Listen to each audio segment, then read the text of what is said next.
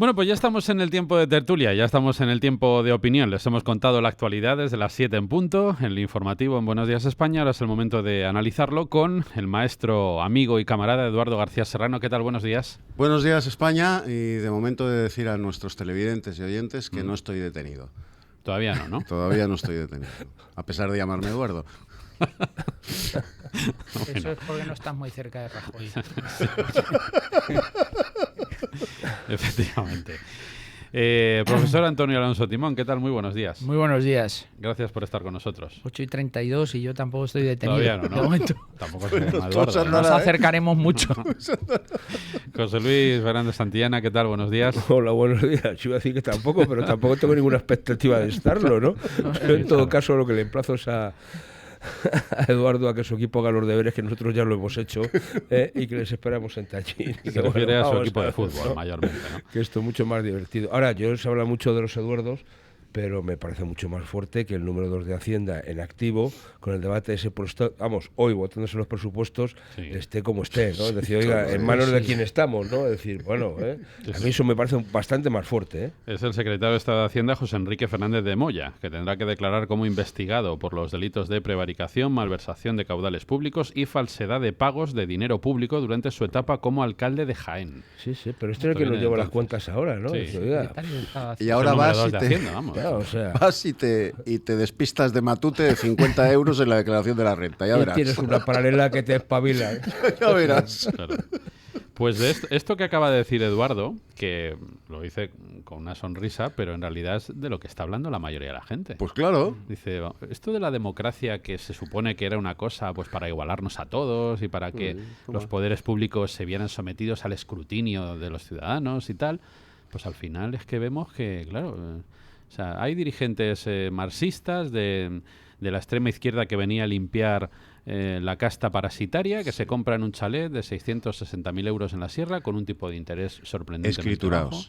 Eso. Sí, es que a mí no me sale, me siguen, bueno, yo ya lo dije en el Gato el lunes, sí, lo dijiste el lunes que no me Gato. salían las cuentas ni del precio, ni de la letra, ni de ni los intereses, nada, no me salían. Nosotros no me varias las cuentas por fuentes consultadas nos dicen que esa casa, por menos de 900.000 euros, era prácticamente imposible venderla. Entre 900.000 y 1 millón de euros era el precio normal de esa casa en ese lugar de Madrid. Bueno, pues la ha conseguido por 600.000 euros. Bueno, iremos sabiendo más cosas.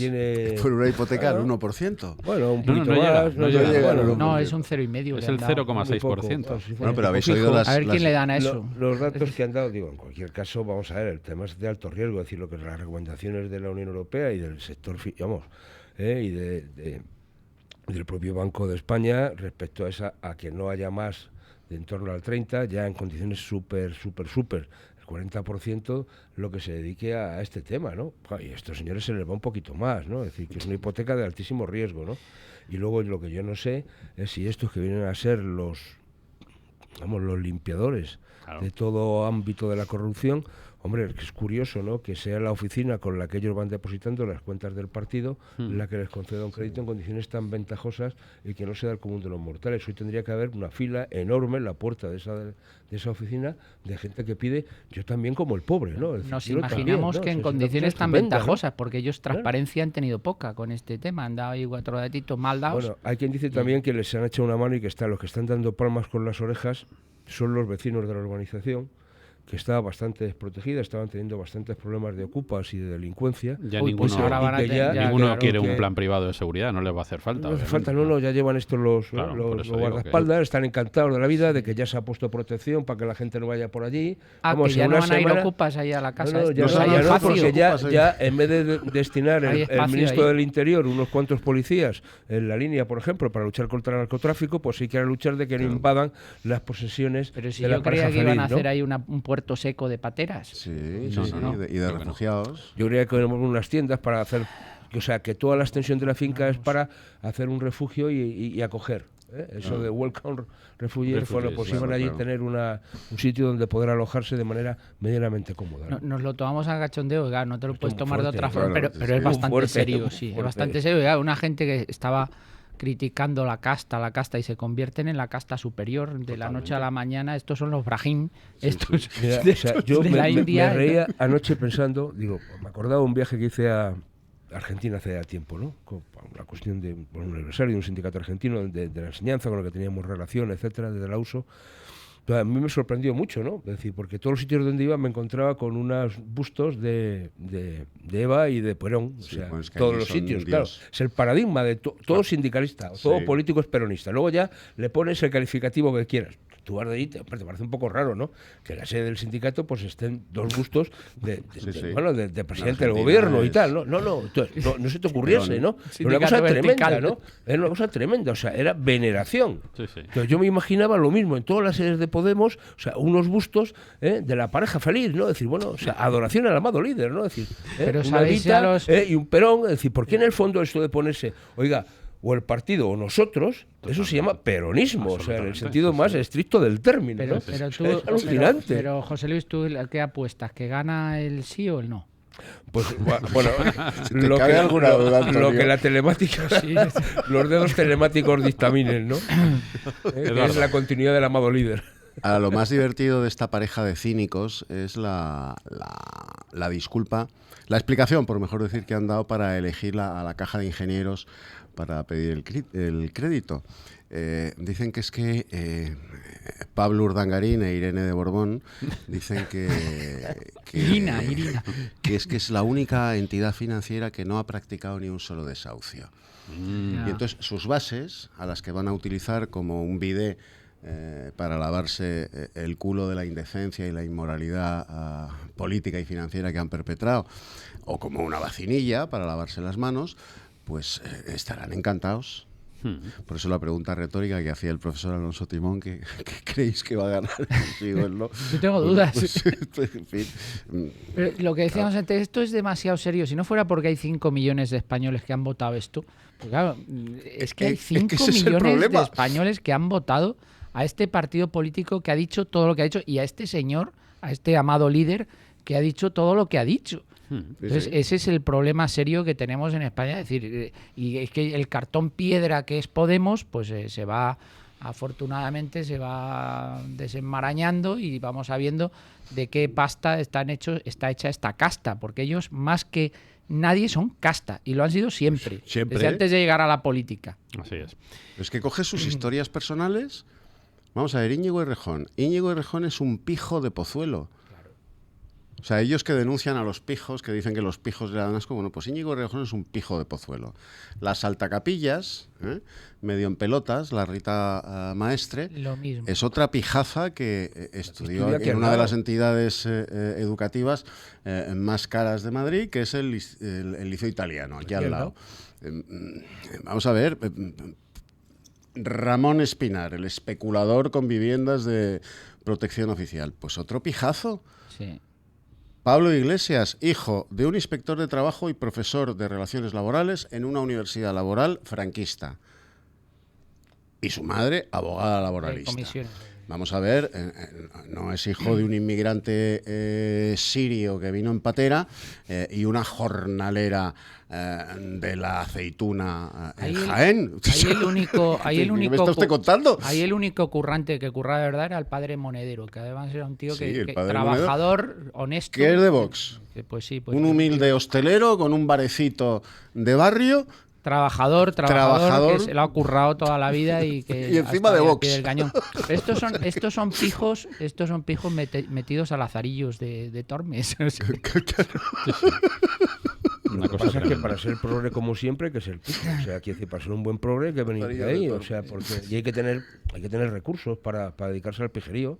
Es que es así, o sea, el que es el hijo de un currante que tiene que sacarse las castañas del fuego, que tiene que levantarse para ir a trabajar o para ir a la universidad y tiene que sacar adelante ese tema porque no tiene, o lo saca él o no se lo saca nadie, y no tiene tiempo ni dinero para dedicarse a estar todo el día en el bar tomándose unas cañitas o haciendo el gilipollas, perdonadme la expresión, a las 3 horas de la mañana, paseándose por el campus, pegando 4 gritos, bueno, pues ya está. O tienes dinero, o tienes posibles, o no lo puedes hacer. Pero eso viene de ahora y de toda la vida, Desde que yo en mis tiempos mozos estaba por la juventud, buena parte de la progresividad más de izquierdas era gente que tenía mejores recursos económicos. Vamos, incluso, te digo, compañero de facultad, pues un hijo de un exministro o ministro entonces de Franco, ¿no? Es decir, que era compañero de pupitre. Y era vamos, joder, esto sí que daba gusto, ¿no? No tenía problema. Bueno, si le pillaba al papá ya le daba una galleta en casa, pero bueno. Y luego hay que decir, querido Rafa, que la zarina roja de Pablo Urdangarín, Irene Montero, alias de Borbón, ha hecho bueno el lema de la empresa en la que trabajaba. Porque Irene de Borbón tiene un currículum laboral, salta directamente de ser cajera de MediaMarkt, yo no soy tonta, a ser portavoz de Podemos en el Congreso de los Diputados. Claro. Esta chica termina su carrera y empieza a trabajar un trabajo absolutamente decente y honorable. Pero, por supuesto. Cajera en MediaMarkt. Yo no soy tonta. Debió ser ella la creativa del eslogan de MediaMarkt. Y de ahí, pues, a la opulencia salarial de la portavocía de un grupo parlamentario y a vivir en una de las zonas más lujosas de la Sierra Norte de Madrid.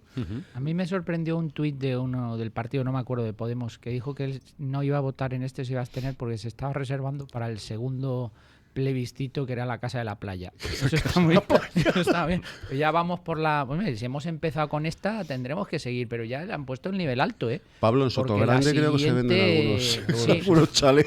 La siguiente ya tiene que mejorar esto.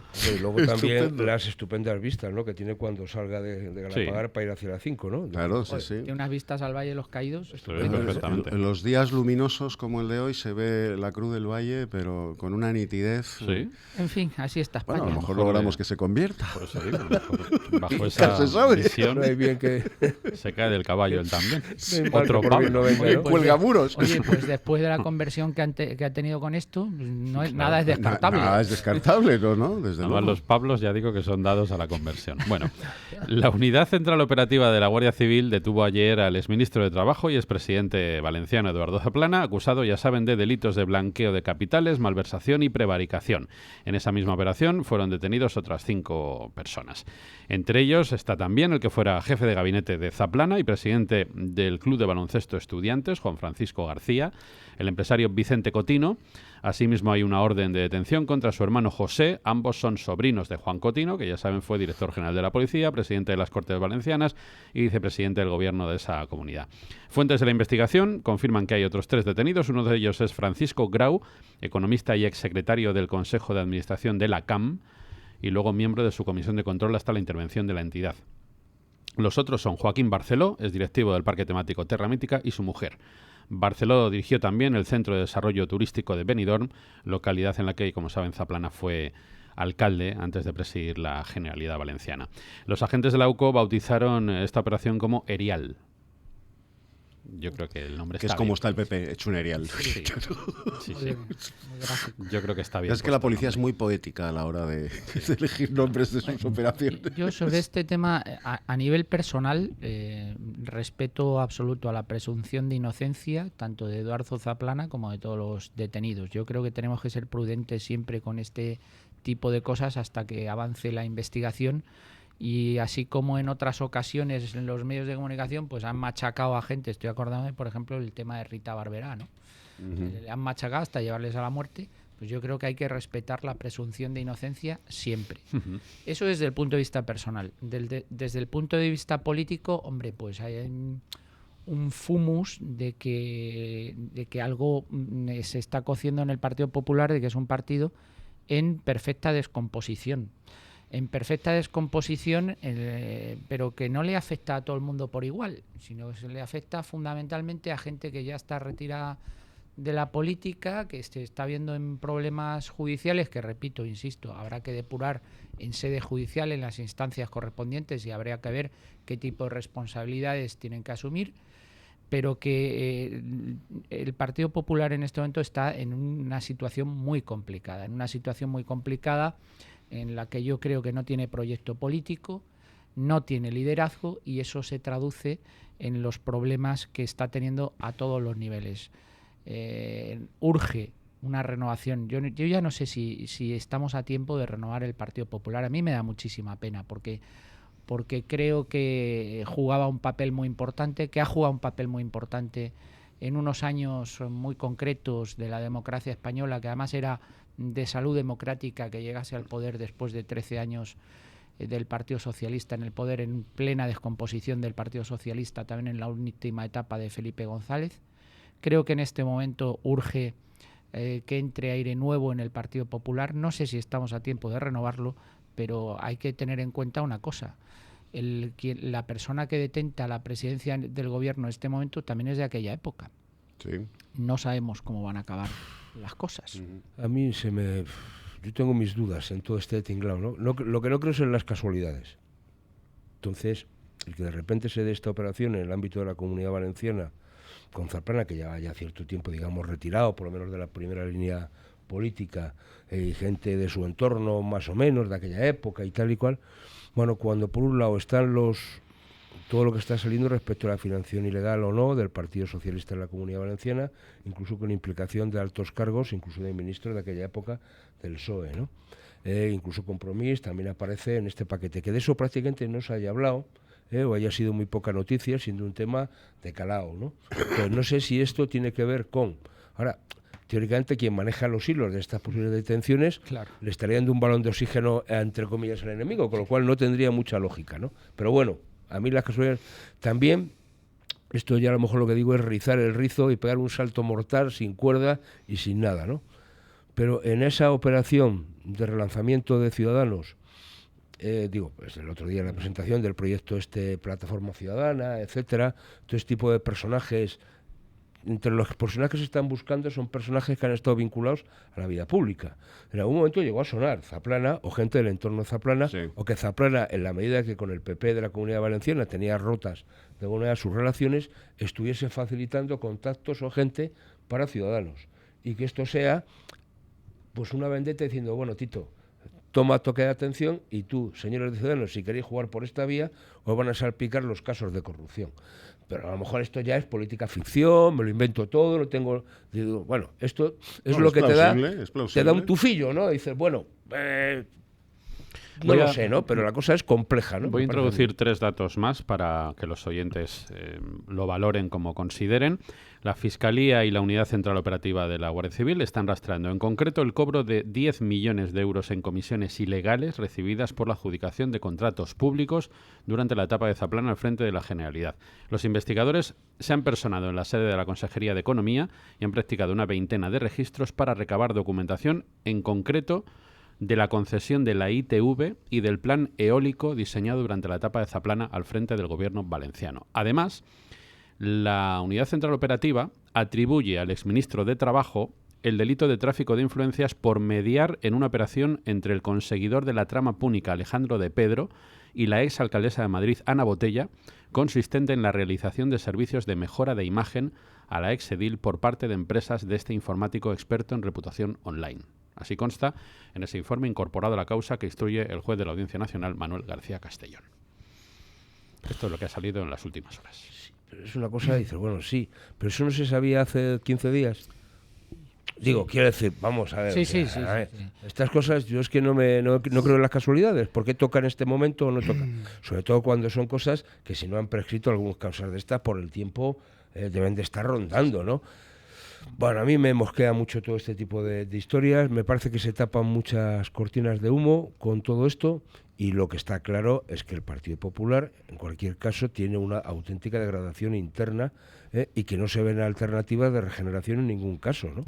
Y esto es realmente preocupante. ¿Dónde ¿no? veo yo la descomposición del partido? Entre otras cosas, pues en que van cayendo casos uno tras otro y no hay...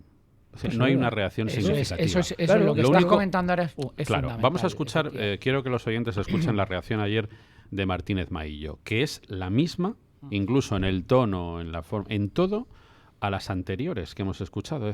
Es siempre la misma reacción. Es un señor que ya no pintaba nada, estaba totalmente alejado. No va y nosotros, y nosotros, como estamos absolutamente en contra de la corrupción, lo damos inmediatamente de baja, como si eso en la práctica tuviese algún efecto que a la gente le da evidentemente igual. Vamos a escuchar a Martínez Maillo. Estamos hablando de una persona, en este caso el señor Zaplana, que lleva más de 10 años fuera de la política, fuera del Partido Popular en términos de cargo público. Por lo tanto, son hechos de hace muchísimo tiempo, pero eso no implica que no tengamos que tomar una decisión drástica, y difícil, pero drástica también, como es la de suspensión de militancia, y evidentemente a expensas de lo que pasa en el procedimiento judicial. Le ha faltado decir, yo no le conozco. Sí. Yo no le conozco. Mientras yo le tiraba los tejos a Aida Nizan en Castilla y León, pues no estaba muy ocupado con Aida Nizan y claro, no sé quién es este señor.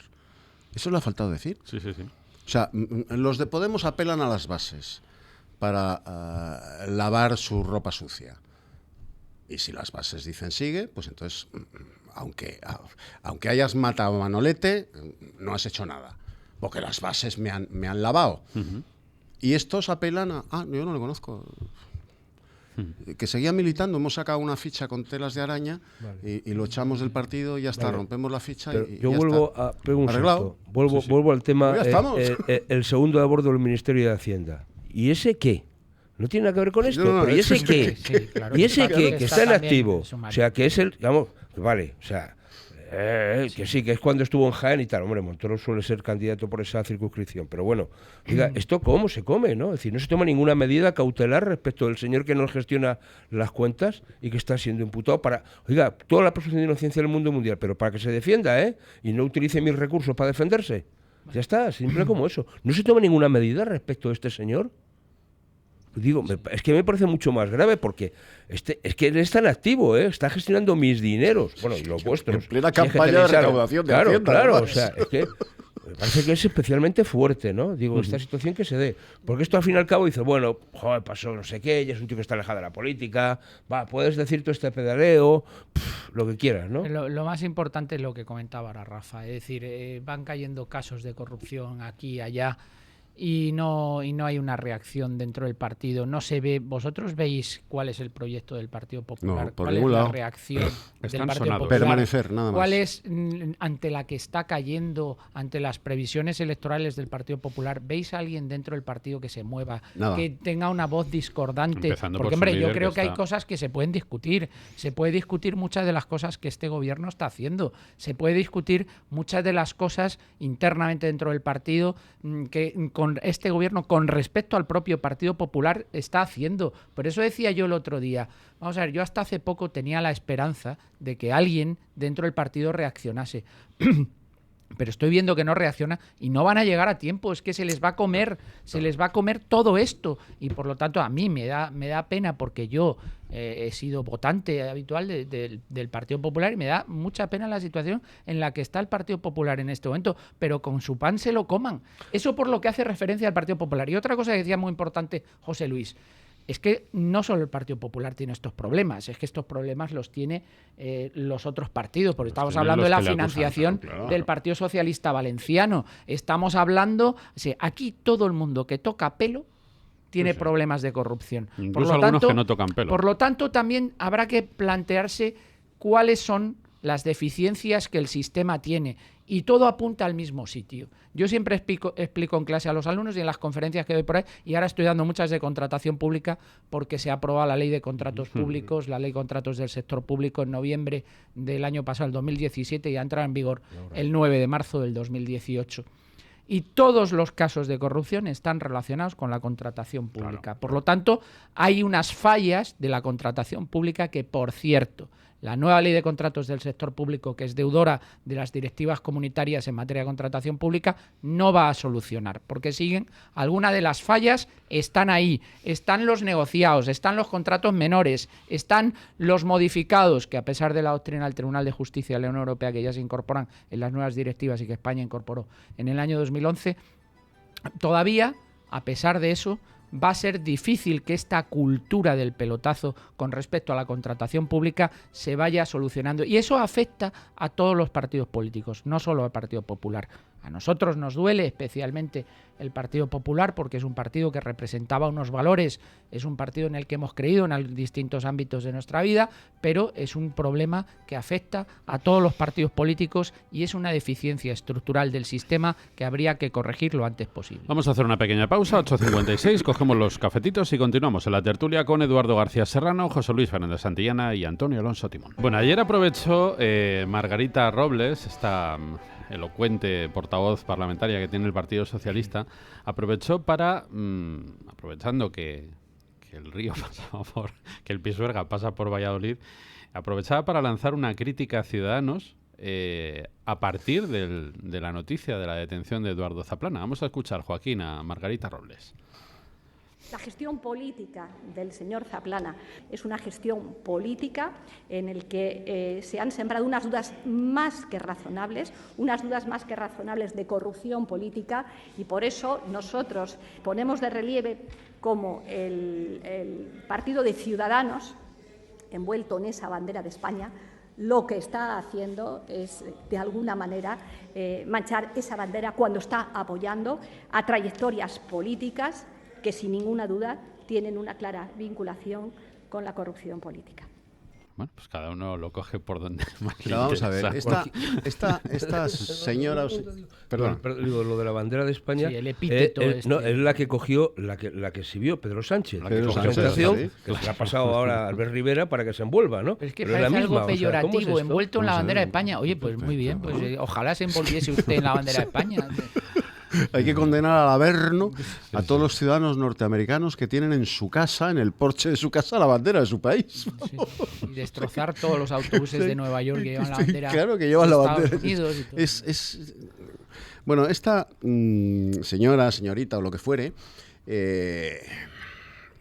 por lo visto no se ha enterado, a su iPhone no le llegan llegar noticias de que en Andalucía está en vigor, se está llevando a cabo, se está viendo, como se diga jurídicamente, el juicio de los seres. Sí.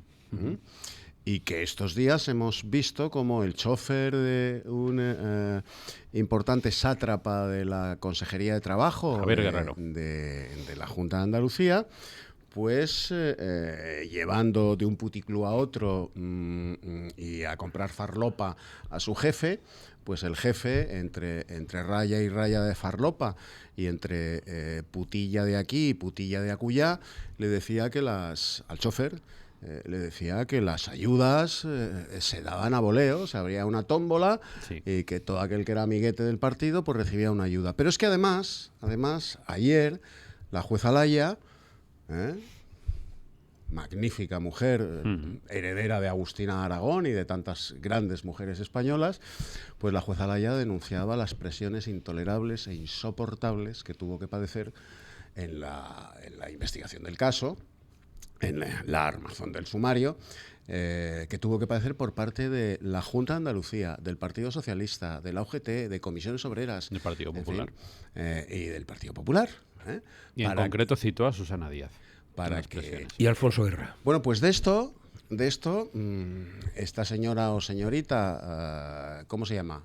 La que acaba de hablar. Robles. La que tiene los mofletes como un hámster, así, llenitos. Pues resulta que de esto no dice nada. No dice nada. Y su gran acusación contra Albert Rivera es que se envuelve en la bandera de España. Pues muy bien hecho, Albert, claro que sí, porque eres español. Dice que está sosteniendo a un gobierno en Madrid de aquella manera.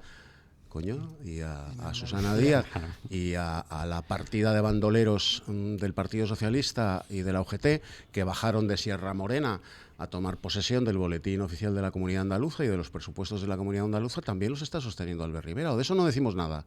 Es que en Madrid hay una presidenta de la Comunidad de Madrid que ha tenido que dimitir por 2 botes de crema que costaban 40 euros. Bueno, el problema de los seres de Andalucía... Son 800 millones. Bueno, pero eso que sepamos, de momento, alguna cosa Que la haya por cara ahí, dura de los socialistas 800 es una cosa- millones de euros.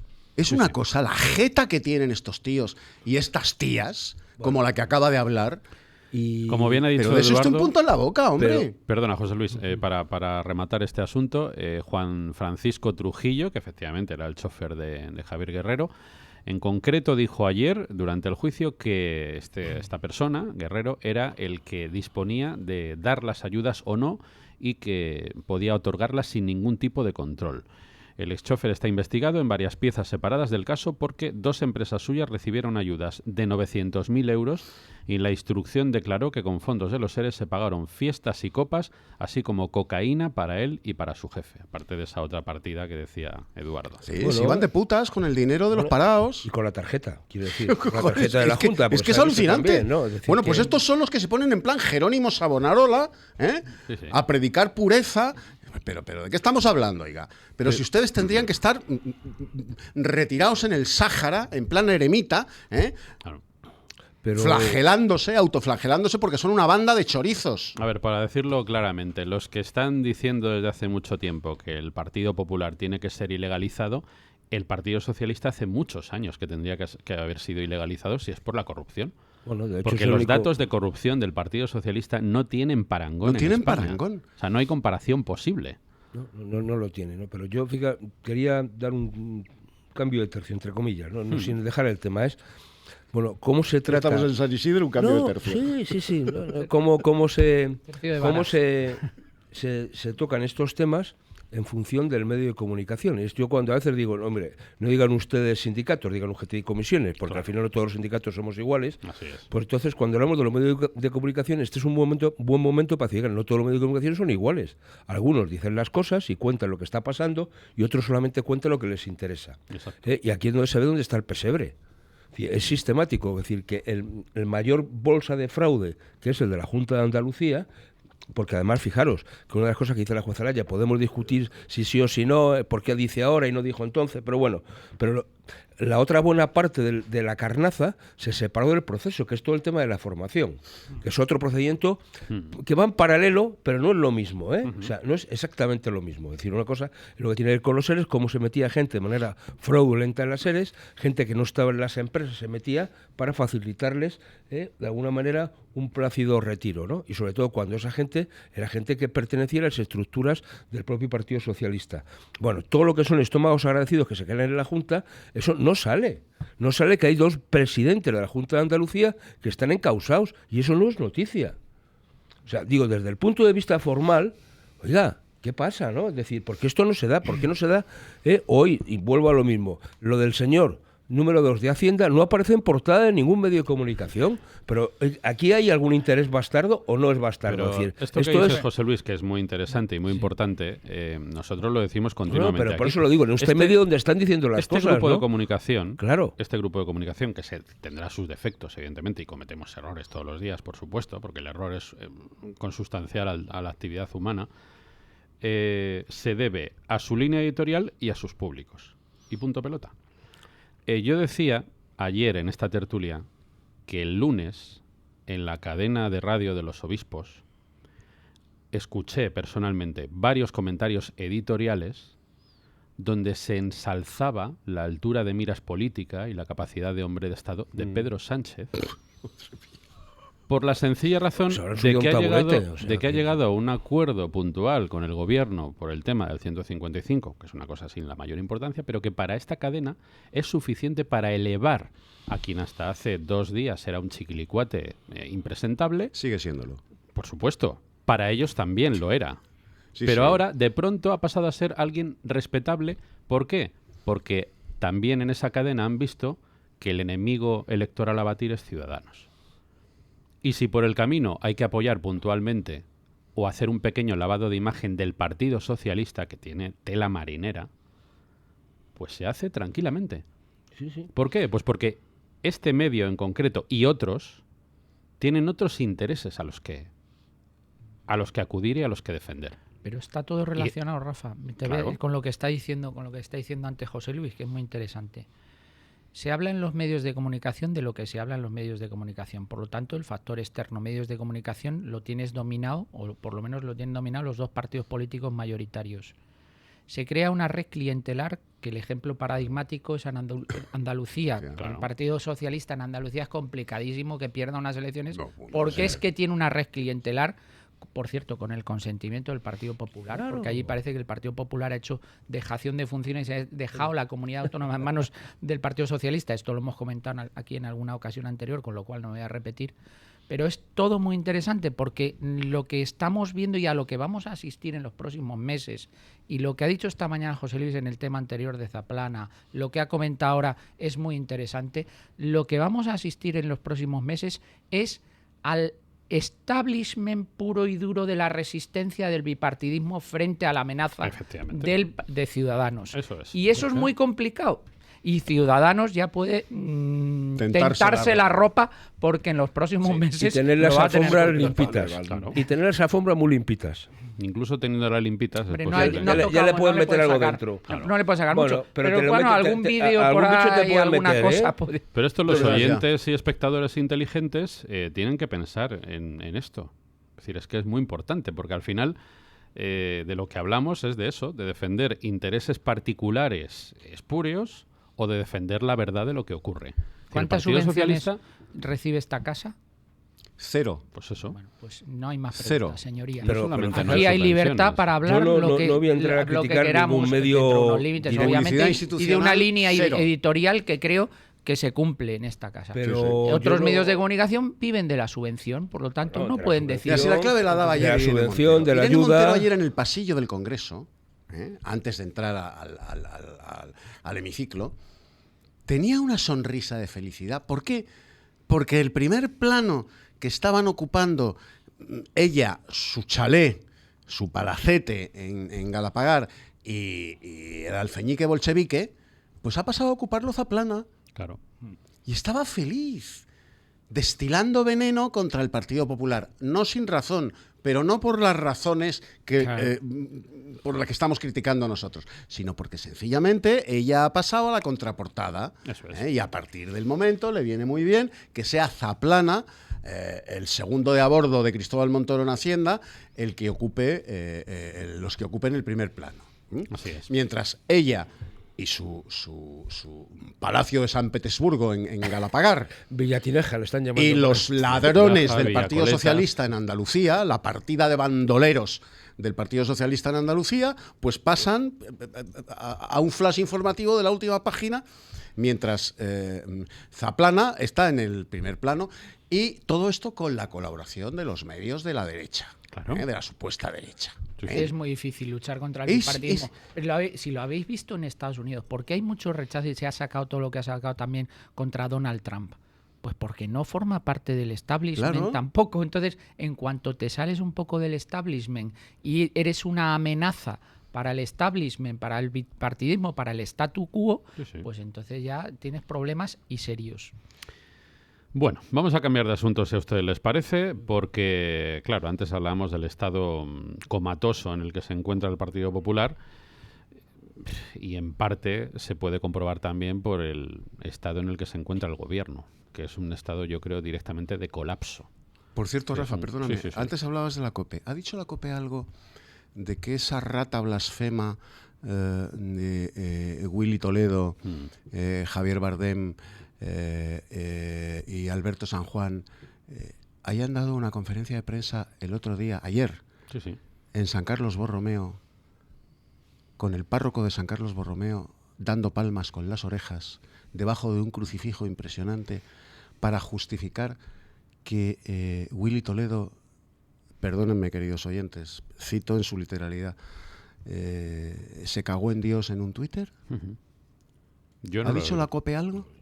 Yo no lo he escuchado. Y ese Eso lo hemos- fariseo de párroco de San Carlos Borromeo les presta la parroquia para dar Yo creo una que la rueda de parroquia está prensa. cerrada como tal, ¿no? Digo que no tiene culto y que se es cerró, que digo, es- por parte de la... Por De verdad, parte del ¡Vivan los Obispado de templarios! ¡Vivan los templarios! Madrid, y lo más Luego allá. vamos a hablar con Polonia Castellanos de este asunto precisamente, porque efectivamente es una noticia que hemos dado aquí, ahí que se presentó Willy Toledo con Javier Bardem, ese también presunto actor, y Alberto San Juan. Está literalmente expulsado de Estados Unidos, Javier Bardem y su encantadora mujercita. Ujú. Los han puesto en el camino de salida, sí, por las últimas declaraciones por Israel. Ujú. Se han hartado de ellos ya. Pues a lo mejor esa es la explicación de que estuviera aquí.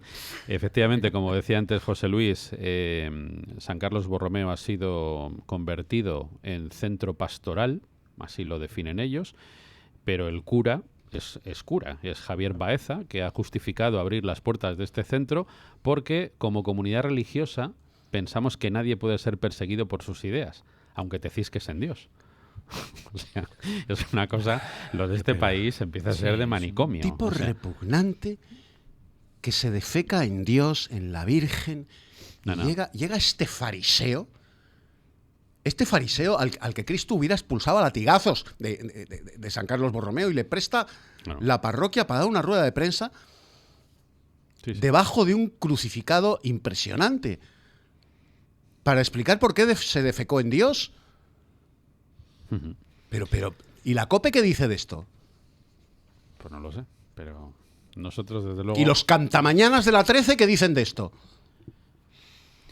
En fin, ¿algo que decir? No, hombre, que no parece que esto sea muy coherente con lo que la gente espera de lo que se haga en una parroquia, ¿no? Que se acoja a estos señores que, con perdón de la palabra, es que no la quiero ni reproducir porque me parece absolutamente lamentable, pero es que estos señores pues no son dignos de estar ahí en presencia, ¿no? del crucifijo y tal. Y yo creo que hay determinadas actitudes de la Iglesia española, la nacionalista, lo estamos viviendo en Cataluña también, la postura que está teniendo en determinados ámbitos la Iglesia, que yo creo que hay que hacérselo mirar. Afortunadamente creo que la Iglesia Católica en España sigue cumpliendo un papel muy importante y creo que debería dar ejemplo en algunos ámbitos, y creo que en la mayoría de los casos se hace, pero hay circunstancias puntuales que son difíciles de entender.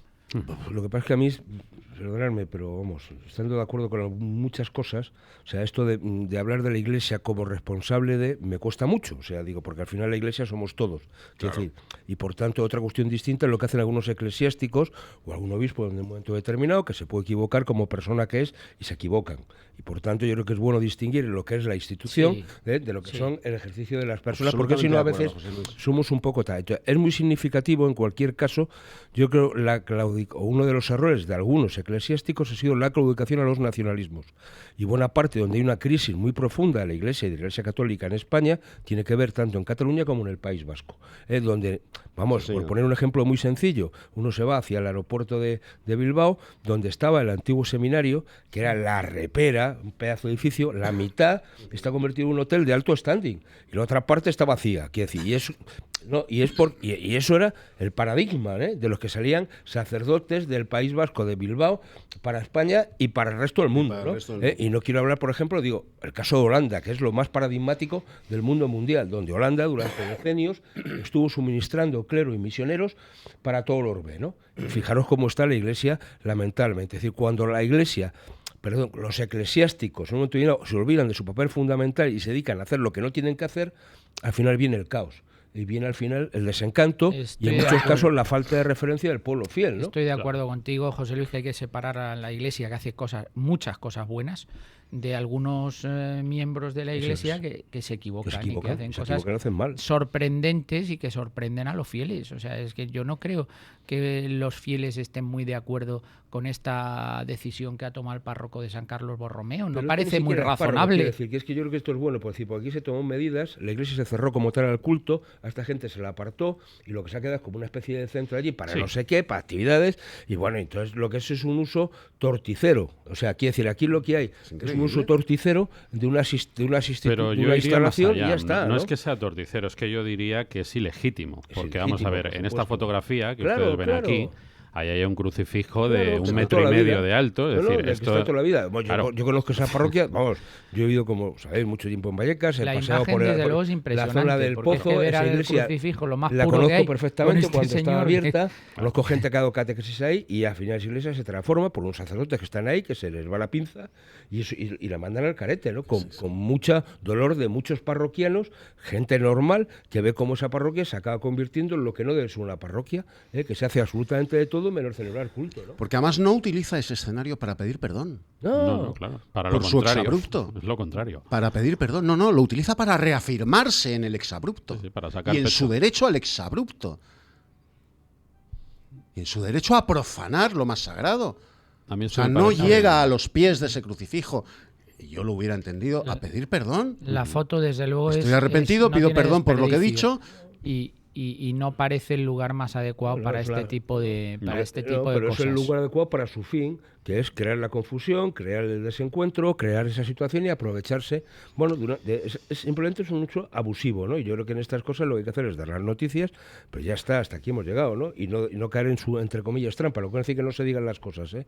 Pero yo creo que muchas cosas lo del mejor desprecio no hace aprecio. En ¿no? cualquier estas caso, cosas. como decía José Luis, afortunadamente la Iglesia en su conjunto hace Sí, por muchas encima, cosas claro, buenas vamos, claro. sí, y Mira lo que hace cumple un Cáritas, papel ¿no? O sea, que es social una cosa- fundamental. O sea, el papel de Cáritas es impresionante, vamos. Ojalá todas las instituciones funcionasen y hiciesen las cosas que hace la Iglesia. ¿Cómo funciona la 9:21 Iglesia? minutos. Desde hace 2000 años. Vamos a hacer una pequeña pausa y entramos ya directamente en el tema de Cataluña.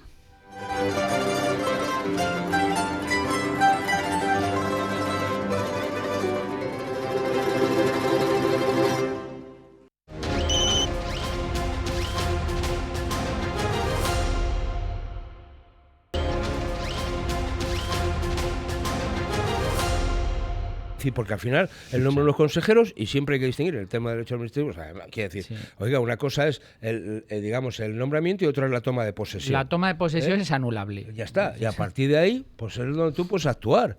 Entonces, si tú no haces nada, pues si han podido votar a distancia o delegar el voto, podrán tomar posesión a distancia, simplemente con un papel.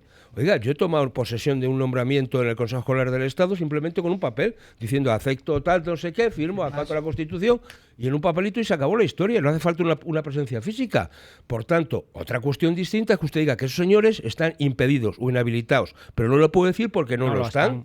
A partir de ahí, oiga, tenemos lo que nos merecemos, Pues sí. porque tenemos un gobierno que no gobierna y que ha dejado de hacer lo que tenía que haber hecho hace mucho tiempo. Pues Aquí eso es el lo tema que- es el siguiente. Aquí el gobierno quiere salir de Cataluña por piernas cuanto antes. Porque hoy se votan y el PNV dice, exactamente, venga, vamos. Si está claro y lo sabemos, la jugada la hemos descrito hace tiempo y no nos vamos a repetir Pero más vamos, con este que tema. Porque vamos. aquí la prioridad es garantizarle al inquilino de la Moncloa un añito más en la Moncloa, y eso se garantiza permitiendo lo que se está permitiendo en Cataluña para que 5 votos del Partido Nacionalista Vasco sirvan para aprobar los 2.000 millones el presupuestos voto. generales del Estado, y para que, una vez que ya hemos financiado el golpe de Estado catalán con el dinero de todos los españoles, pues ahora financiemos el ariete vasco pues con el dinero de todos los españoles. Y entonces así estamos y así nos luce el pelo. Pues tienen ustedes toda la razón. Esto se ha dicho en esta tertulia, es así. Pero yo insisto, esto tiene gravísimas Hombre, consecuencias. claro. Sí. Pero gravísimas consecuencias. Aquí estamos hablando de personas, de familias arruinadas y que están atrapadas. Literalmente están atrapadas o secuestradas por una mafia golpista separatista. No, estamos Que les todos ya. está- sí, bueno, todos los claro, españoles. por extensión, todos Antes los eran los españoles. catalanes no nacionalistas, ahora ya estamos rehenes de estos señores, todos los todos los españoles. Pero ojo que esto puede explotar. El otro día yo vi las imágenes ayer. Bueno, Lo de las Bueno, playas. bueno, las lo playas de la- con las lo de las cruces. playas lo Hombre, donde comentamos la en el gente reacción de la salta. gente, Bueno, ojo, ¿esto qué es? Pero cuando no hay Claro, gobierno, pues pero- entonces queda el Pero enfrentamiento la industria civil. turística, este verano, ¿qué va a pasar? Claro. ¿Qué va a pasar toda la gente que come de eso? ¿Pero esto Exactamente. qué es? O sea, vamos, pero la gente se le ha ido la pinza ya. Bueno, y el problema de esto es que, joder, muy lamentable lo que voy a decir, de verdad, no tengo ningún interés en que pase, ¿eh? Pero da la impresión de que alguien está buscando un muerto. Sí, sí, Ya sí, está, sí, o sí. sea, te lo Están digo porque lo buscando un pienso. mártir, Sí, un sí, un mártir. mártir, vamos, que me da igual. Y no sé de qué bando será el mártir, ¿eh? Pero esto que está pasando es impresentable. Señalándose, grabándose, poniéndose, mofándose, acosándose. Esto ¿qué convivencia ciudadana es? pero no acosándose, acosando los No, nacionalistas, porque los nacionalistas, a los separatistas. los independentistas, cuando dicen que el espacio público es de todos, vale, pero lo ocupan ellos y ya no es de nadie. Pero, hombre, tienen un morro que se lo pisan, ¿eh? Exactamente. Eso es lo que está las playas pasando. el otro día fue impresionante, ¿eh? Como la gente reaccionó y se levanta, quita las cruces, se encara con ellos. Pero fíjate que luego la gente aplaude. ¿Eh? La gente que está en la playa aplaudía que quitasen las cruces. Sí, sí, claro. La gente está hasta las narices narices. ya de tanto. Y se están. El problema de todo esto es que se están cargando Cataluña. Se están cargando Cataluña y por extensión, como siga esto así, se van a cargar España. Sí, sí. Porque es que, claro, si no se hace absolutamente nada, pues ya tenemos lo que hemos hablado muchas veces de la metástasis en Valencia, en Baleares. Ahora vamos a ver qué pasa con el País Vasco. Por cierto, Unión del Pueblo Navarro. Unión del Pueblo Navarro. Te van a engañar, como han engañado otros, el pacto que han firmado de que no va a haber concesiones con los etarras, etcétera, etcétera. Verás cuántos meses van a tardar en hacer las concesiones a los etarras, como este gobierno no tiene ninguna credibilidad a estas alturas. Y más que este gobierno, pues quien encabeza este gobierno. Vamos a escuchar a Joaquín Torra, si te parece. Una carta en la que les pedimos, con una serie de requisitos jurídicos, les pedimos que nos hagan llegar cuáles son los problemas jurídicos que ven en el nombramiento de consejeros. Les pedimos que nos lo hagan llegar hoy porque la toma de posesión está prevista para mañana. Por lo tanto, tengamos tiempo de poder reaccionar. Por ejemplo, decía ahora mismo el profesor Antonio Alonso Timón, el gobierno no gobierna, claro. Es que, por ejemplo, Ciudadanos va a presentar hoy mismo un recurso contencioso administrativo ante el Tribunal Superior de Justicia de Cataluña para pedir la nulidad de la toma de posesión de Joaquín Torra por la sencilla razón de que no ha acatado la Constitución. Claro, pues es que esto le correspondería hacerlo al gobierno central. ¿O no? No lo hace. Pero hay una cosa, hay una contradicción en Ciudadanos. Está muy bien todo eso que está haciendo Ciudadanos, pero ¿qué va a votar Ciudadanos hoy en los presupuestos generales del Estado? Sí. Pues ya está. Pues entonces el movimiento se demuestra andando. No se pueden aprobar estos presupuestos generales del Estado con la mancha de los 5 votos del Partido Nacionalista Vasco en este momento. No se puede. Claro, pero claro, eso es que me lo hemos diciendo hace mucho tiempo. Quien tiene la llave no solamente es el PNV, hacen falta más. Claro. Y la gran llave, quien tiene la llave, el llavero, y tiene absolutamente todo, es Ciudadanos. Oiga, usted no puede estar criticando el cupo vasco y después dejar que pase este tipo de situaciones. Claro. No puedes estar. Lo tienes muy fácil. Más allá de la dejación del gobierno, pero vamos a ver, si el problema no es que tú puedas recurrir en la toma de posesión de este señor, es decir, cuando el gobierno ya lo ha aceptado, ya ha salido publicado en el BOE y ha salido rubricado, ¿no? Es decir, el nombramiento de este... Bueno, bien, pues lo puedes hacer. ¿Cuánto tiempo nos va a llevar eso? ¿4 años? ¿En el ámbito del derecho administrativo? Bueno, ahora menos. Bueno, 3. Pero da igual. ¿Pero de qué estamos hablando? Son puramente hechos gestuales que no tienen ninguna repercusión real.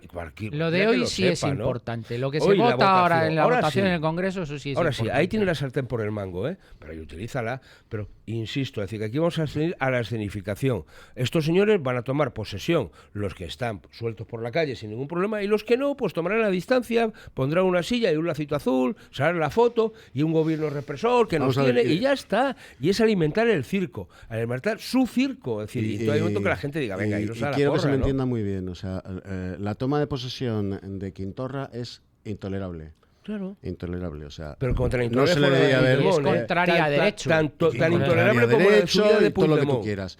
Y la jura del cargo como diputados, de los diputados de Podemos, de los diputados en el Congreso de los Diputados, me refiero, en la carrera de San recuerda Jerónimo, que ese tema se zanjó que cuando el tema de los exactamente batasunos. lo mismo, Cuando los juran batasunos. ejercer su mandato en nombre de el proletariado, de los desahuciados, de los jornaleros y de los inmigrantes y de los refugiados, menos por la Constitución, lo juran por todo.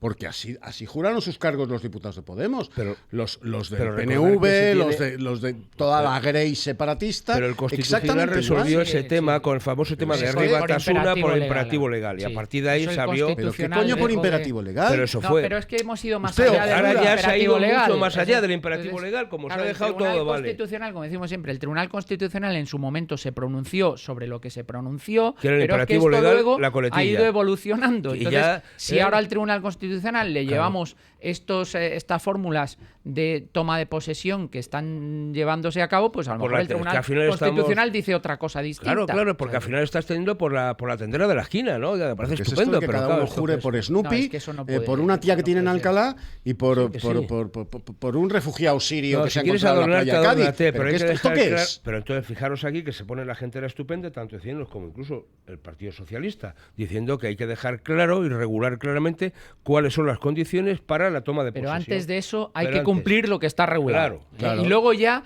porque aquí siempre estamos vamos a reformar... No, primero vamos a cumplir porque casi todo está regulado. Por supuesto. Y está razonablemente regulado. El problema es que hay que cumplirlo. Porque antes de ponerte a pensar en reformas y siempre estamos pensando en reformas, oye, primero vamos a cumplir el ordenamiento jurídico. Además, y luego vamos a ver cómo lo reformamos o lo perfeccionamos. Cada día soy más partidario de la fórmula de toma de posesión y de juramento del presidente de los Estados Unidos. O sea, al que jura no darle opción. O sea, el notario mayor del reino le lee un texto que él tiene que ir repitiendo. Y se acabó la historia. ¿Y se acabó la historia? Claro. Es una fórmula de juramento. Y si no repite el texto o introduce morcillas o variaciones, no es válido. Claro.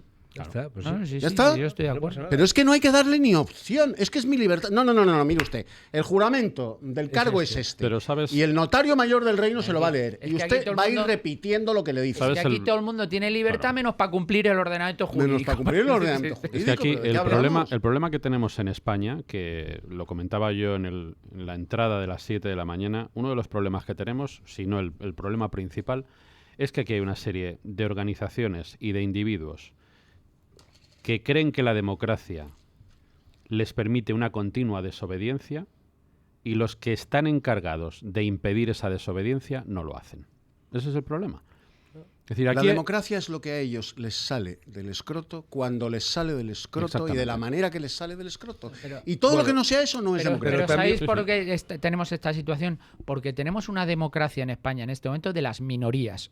Y la democracia tiene que ser de la mayoría. Pues entonces, la mayoría... Y hay que respetar a las minorías, por supuesto. En una democracia se respetan a las minorías, pero lo que no puede hacer una minoría es imponer su ideología, su pensamiento a la mayoría. Eso es lo que además, puede. eso lo que está, profesor, es que esas minorías son especialmente activas contra el interés general, que es a lo que voy. Es decir, no son ni siquiera unas minorías respetables. Son minorías que atentan directamente contra los intereses generales. Pero porque la mayoría está siendo débil en este momento y no está bien representada. No solamente débil, cuando sino reaccione la mayoría y empiece a pensar que hasta aquí hemos llegado y que la mayoría es la que tiene que conducir y tiene que hacer que la democracia funcione, pues entonces hasta que no lleguemos a ese momento, pero parece que en este país no hemos llegado. No solamente, sino que yo creo que lo que hay es una dictadura de las minorías, ni siquiera de la... Digo, que al final lo que se está produciendo es una dictadura de la minoría, y además una minoría que tiene que ver con un digamos un marco legislativo que regula y que facilita precisamente esa dictadura de las minorías, una ley electoral que les ha dado unas prerrogativas que no se les da a otra, ¿no? Y eso me parece que esto es clave, ¿no? Votos. Claro. O sea, si es que el establishment del que hablábamos el otro día, lo que ha hecho es que tenga esa preponderancia, esa importancia que tienen los partidos nacionalistas. Pero no ¿Por solamente qué? eso. Pues porque los partidos nacionales no han tenido un proyecto nacional en esas comunidades autónomas. Y porque han no renunciado a ello. Y han renunciado a ello. Han querido tenerlo, porque recordar también que incluso en esas, vamos a llamar, circunstancias excepcionales donde Partido Popular o Partido Socialista han tenido mayoría absoluta, también han buscado el consenso o el acuerdo con el PNV, con Convergencia. Han tenido mayoría absoluta en el Estado, pero en esas regiones han desaparecido. Pero fíjate que podías legislar aquí y podías haber han dejado desamparados a los ciudadanos. Y les han entregado, digo, sin ninguna necesidad, pero también han buscado el acuerdo, decir, oiga, con lo cual al final... Esa es la madre del cordero. Y luego tenemos, sobre todo en este país, una parte, digamos, del espectro del centro-derecha o derecha, como queramos, que tiene todavía un complejo de ejercer tremendo la legitimidad que les da las urnas, ¿no? Tremendo. Y por tanto tomar decisiones para las cuales han sido nominados por los ciudadanos y siguiendo un gran complejo. 9:42 minutos. Polonia Castellanos, presidenta de la Asociación de Abogados Cristianos. Buenos días. Hola, muy buenos días. ¿Cuántas emisoras de radio te han llamado hoy, Polonia? Pues yo creo que sois la primera. Ah, ¿no te ha llamado la radio de los obispos para comentarte qué hizo ayer este sujeto repugnante, Willy Toledo, con unos cuantos presuntos actores en la San Carlos Borromeo de Vallecas? No, sí que ayer sí que hablamos en varios informativos y por cierto vimos algunos de los programas en los que había intervenido este señor y estamos estudiando interponer una querella por difamación porque ha puesto en nuestra boca cosas que no hemos dicho y por supuesto que a este señor no le vamos a consentir ni una falta de respeto más. Bueno, este señor, que no es un señor, es un individuo, estaba ayer citado en el juzgado por segunda vez y decidió no presentarse y en su lugar dio una rueda de prensa, pues ya digo, en esto que es ahora un centro pastoral, el San Carlos Borromeo de Vallecas, no para pedir perdón, como antes decía Eduardo García Serrano, que está aquí en la mesa también, sino para decir que él no cometió delito cuando, con perdón por la expresión, se cagó en Dios. Sí, eso es. Bueno, realmente es mucho más cobarde que todo eso porque la citación se había suspendido porque había huelga de jueces, había huelga en los juzgados. Sí. Entonces, este señor no es que no fuese, es que aprovechó justo cuando se enteró de que que se suspendía la declaración, convocó una rueda de prensa. O sea, que ni siquiera es tan valiente como dice ser.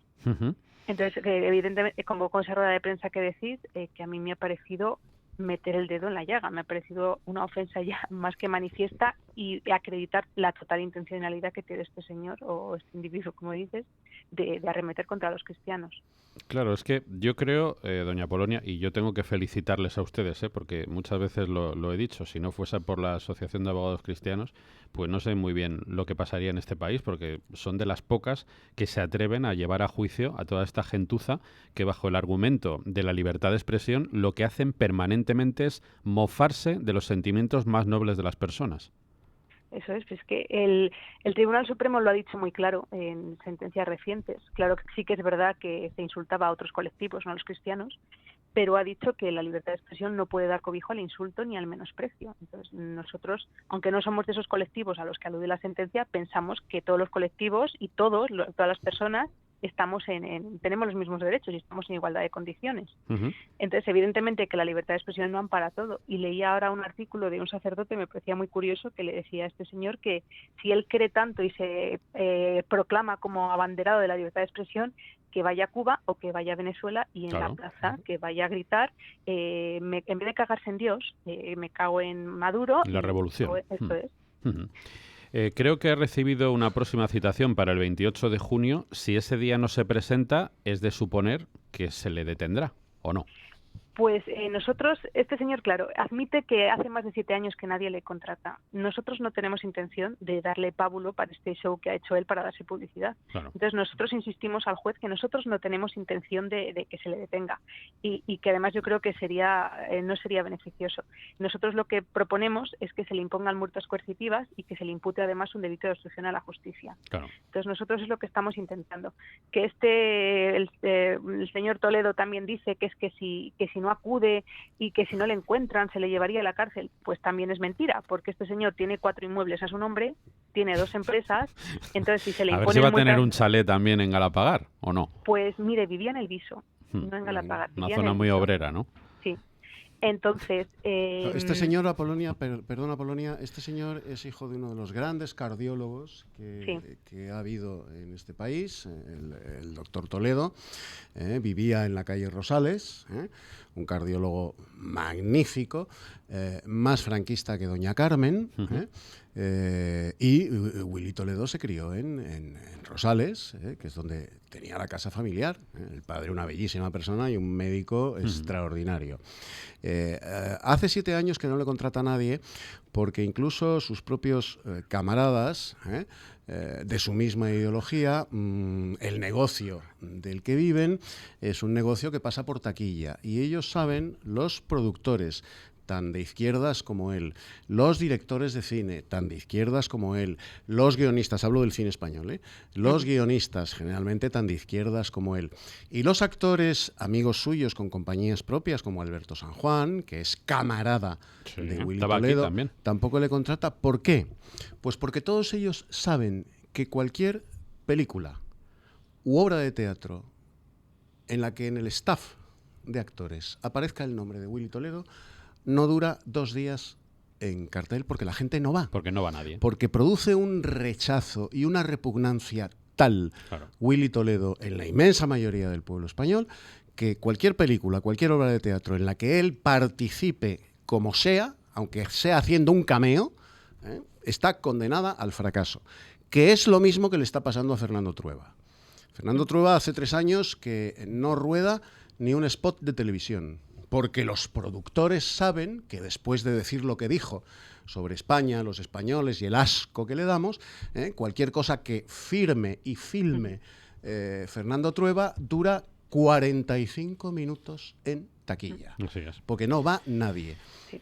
Bueno, esa es la razón. Pues una vez más, Polonia Castellanos, muchísimas gracias por ese trabajo encomiable que estáis realizando y todo el apoyo, por lo menos nuestro, aunque seamos la única radio que os llame. Nada, muchísimas gracias por darnos voz. Un abrazo Muchísimas muy gracias grande. A vosotros. Un abrazo y enhorabuena. Un abrazo. Gracias. Por vuestro valor. 9:48. 9:52 minutos. Bueno, para que nuestros oyentes y espectadores no tengan la sensación de que todo el cine que se hace aquí en España es protagonizado por algunos detritus, tenemos que aplaudir una gran película que creo que habéis visto tanto Eduardo como José Luis, ¿no? Sí, Campeones. Que además la hemos promocionado aquí en el programa. Llena de valores, de ternura, de amor al prójimo, una película maravillosa. De Javier Fesser, ¿no? Pero la veré. Sí. Pues, maravillosa. Yo estuve viendo el fin de semana pasado con mis nietos y bueno. Es una persona, vamos, una gran película, sobre todo por encontrar gente que ponga en alza valores y valores humanos, ¿no? De las personas. Me parece que es una cosa que te la encuentras muy pocas veces y que qué alegría te da y cómo te reconforta, ¿no? ¿Y cuánto nos pueden enseñar? Esa es la moraleja de la película. ¿Cuánto nos pueden enseñar aquellas personas que por una discapacidad física, psíquica, generalmente marginamos y creemos que no podemos aprender nada de ellos? Al contrario. Totalmente. Al contrario, son un libro abierto. Totalmente de acuerdo. Así es. Bueno, vamos a terminar como hemos empezado, hablando de Podemos y de sus bases, que están votando ya. Hasta el domingo están votando. ¿Cómo va eso? Remito a la pregunta del profesor Alonso Timón. Pregunta con trampa, claro, para conocerle a Alonso Timón. ¿Qué creen ustedes que saldrá?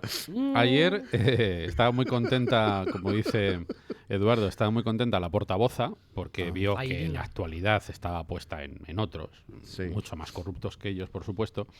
Y incluso Pablo Iglesias ayer se defendía de las críticas de algunos de los líderes regionales de la formación, que, en fin, como por ejemplo Kichi, el alcalde de Cádiz, que le vino a decir al líder carismático: hombre, el código ético de Podemos es algo más que una página de adorno, sino que se supone que nos concierne a todos, sobre todo a ti. Bueno, pues ayer se defendía Pablo Iglesias de esta manera. Ojalá todos los dirigentes políticos en España, cuando se cuestiona su credibilidad o su coherencia, hicieran lo mismo. No olviden ustedes que hubo dirigentes políticos en este país que prometieron que jamás investirían a Rajoy. Lo lógico es que hubieran dado la cara entre sus militantes. Hubo dirigentes políticos en este país que prometieron que dimitirían si había cualquier caso de corrupción en su gobierno. Y hemos visto cómo en este país no dimite nadie. Bueno, nosotros estamos dispuestos a dimitir si las bases nos dicen que lo hagamos. Demócrata convencido. Este tío tiene una jeta que se quita las espinillas con dinamita. O sea, vamos a ver, se pone a hacer preguntas retóricas. A ver, Pablo, ¿tú crees que Marcelino Camacho se hubiera comprado una casa donde te la has comprado tú y una casa así? ¿Tú crees que Nicolás Redondo se hubiera comprado una casa, por citar líderes de izquierdas absolutamente venerables y honrados? ¿Tú crees que Julián Besteiro se hubiera comprado una casa como la que te has comprado tú? O uno que tenía su Esa nombre. es la cuestión. Esa es la cuestión. No que tú con tu dinero privado hagas lo que quieras. No. Esa es la cuestión. Es una cuestión de ética, de moral, de decencia, de decoro. Claro. Y de coherencia. Y de coherencia. O sea, tú no puedes estar diciendo que no crees en los políticos, que se aíslan de la gente en urbanizaciones lujosas, etcétera, para luego irte allí, porque es que eso está. Es que está grabado sus declaraciones diciendo eso. Oiga, por tanto, menos moralismo. Pero además, como es tan transparente, veremos todos los detalles de la casa, porque como permitió que en la casa de Vallecas entrasen todas las cámaras y grabasen cómo era la casa de Vallecas, yo estoy seguro que ahora van a permitir que veamos todos los detalles en honor a la transparencia que tanto tanto predican... Pues primero, la transparencia es que no sé por qué el señor vivía allí cuando la casa era de su madre y tenía que ser la madre la que la está ocupando, y si la madre no lo ocupa, esa casa tenía que haberse revertido porque es de protección oficial. Este de Vallecas es un llegado, es decir, porque la colonia Fontarrón es gente que llega de Realojos. Sí, digo, por tanto, no son vallecanos de pura cepa como somos algunos, de mucha honra, y no pasa nada. Por supuesto que sí, estaría bueno. Y te van a contar aquí películas, hombre, que yo viví en Vallecas hasta los 18 años y después me he ido a Carabanchel, y por tanto, mi proyecto de vida es una casa de 90 metros cuadrados, 80 y tantos, y que todavía acabo de pagar. Decía, hombre, ¿pero qué me está usted contando, mi proyecto de vida? Pero tienes un morro que te lo pisas, tío, de verdad, de verdad. Morro. O sea, es que... Pues lo dejamos ahí. Es que para tener un proyecto de vida hace falta una finca de 2.400 metros cuadrados, pues joder, da para pocos proyectos de vida en este país, Bueno. Si hay que poner 2.400 metros a los 47 millones de habitantes que tiene España, pues fíjese usted. Está complicado. No, gracias. 600.000 euros escriturados. Escriturados, sí. Ojo, efectivamente. No salen y a buen entendedor, pocas palabras bastan. Gracias, Eduardo. Gracias, José Luis. Gracias. Un placer. ¿Y el Real Madrid otra vez campeón de Europa? Yo creo que sí. Hombre, ¿no? El Atlético de Madrid ha ganado la Europa League. Nosotros jugar la Supercopa. Tenemos que jugar la Supercopa, que esa es la nuestra. Antonio. Esa es la nuestra. Ahí os esperamos. Aceptaremos pulpo como animal de compañía. Noticias y seguimos. Son las 10 de la mañana, las 9 en Canarias. Muy buenos días. En el Congreso, segunda y última jornada del Pleno de Presupuestos Generales del Estado. Clave porque es cuando tendrán que pronunciarse a partir de las 4 de la tarde de forma definitiva todos los grupos, pero especialmente el PNV, que es la clave, mostrará si permite o no que salgan adelante esas cuentas públicas. Congreso de los Diputados, Blanca del Tronco, muy buenos días. Buenos días, Rafa. Como dices, el Congreso de los Diputados afronta hoy la votación final del proyecto de ley de presupuestos generales del Estado. Su aprobación depende del PNV, que todavía no ha desvelado cuál será su posición definitiva, aunque ayer apoyaron al Gobierno para que las cuentas superaran el primer día de votaciones, por lo que todo parece indicar, dice la portavoz del PSOE en el Congreso, que finalmente los nacionalistas vascos apoyarán estos presupuestos. Margarita Robles. Eso tendrán que decirlo los nacionalistas vascos. En todo caso, ayer votaron en todo momento con el Partido Popular, con lo cual todo parece indicar que van a votar las cuentas. Sea como sea, no será hasta el último minuto cuando se conozca definitivamente el sentido de voto de los nacionalistas vascos, cuyos 5 escaños son necesarios para que el proyecto llegue al Senado, donde el Partido Popular, recordemos, tiene mayoría absoluta. Pleno en el Congreso de los Diputados, que se ha reanudado esta mañana con la intervención de la ministra de Sanidad, quien ha pedido el apoyo de los grupos a unas cuentas que recogen, ha dicho, el presupuesto más alto de la historia contra la violencia machista. Votar no a estos presupuestos, ha dicho Dolors Montserrat, es votar no al Pacto de Estado contra la violencia de género. Gracias, Blanca. Precisamente también desde Podemos hemos visto la interpretación que hace su líder Pablo Iglesias, lo ha dicho en la SER, ante la potencial y más que probable aprobación de las cuentas públicas con el apoyo conjunto de Ciudadanos y del Partido Nacionalista Vasco. Sí, creo que en este país hay dos partidos que están sosteniendo al PP corrupto, son Ciudadanos y el PNV. A Ciudadanos le hemos visto atacar al PP, pero le vota los presupuestos, le votó la investidura y le sostiene.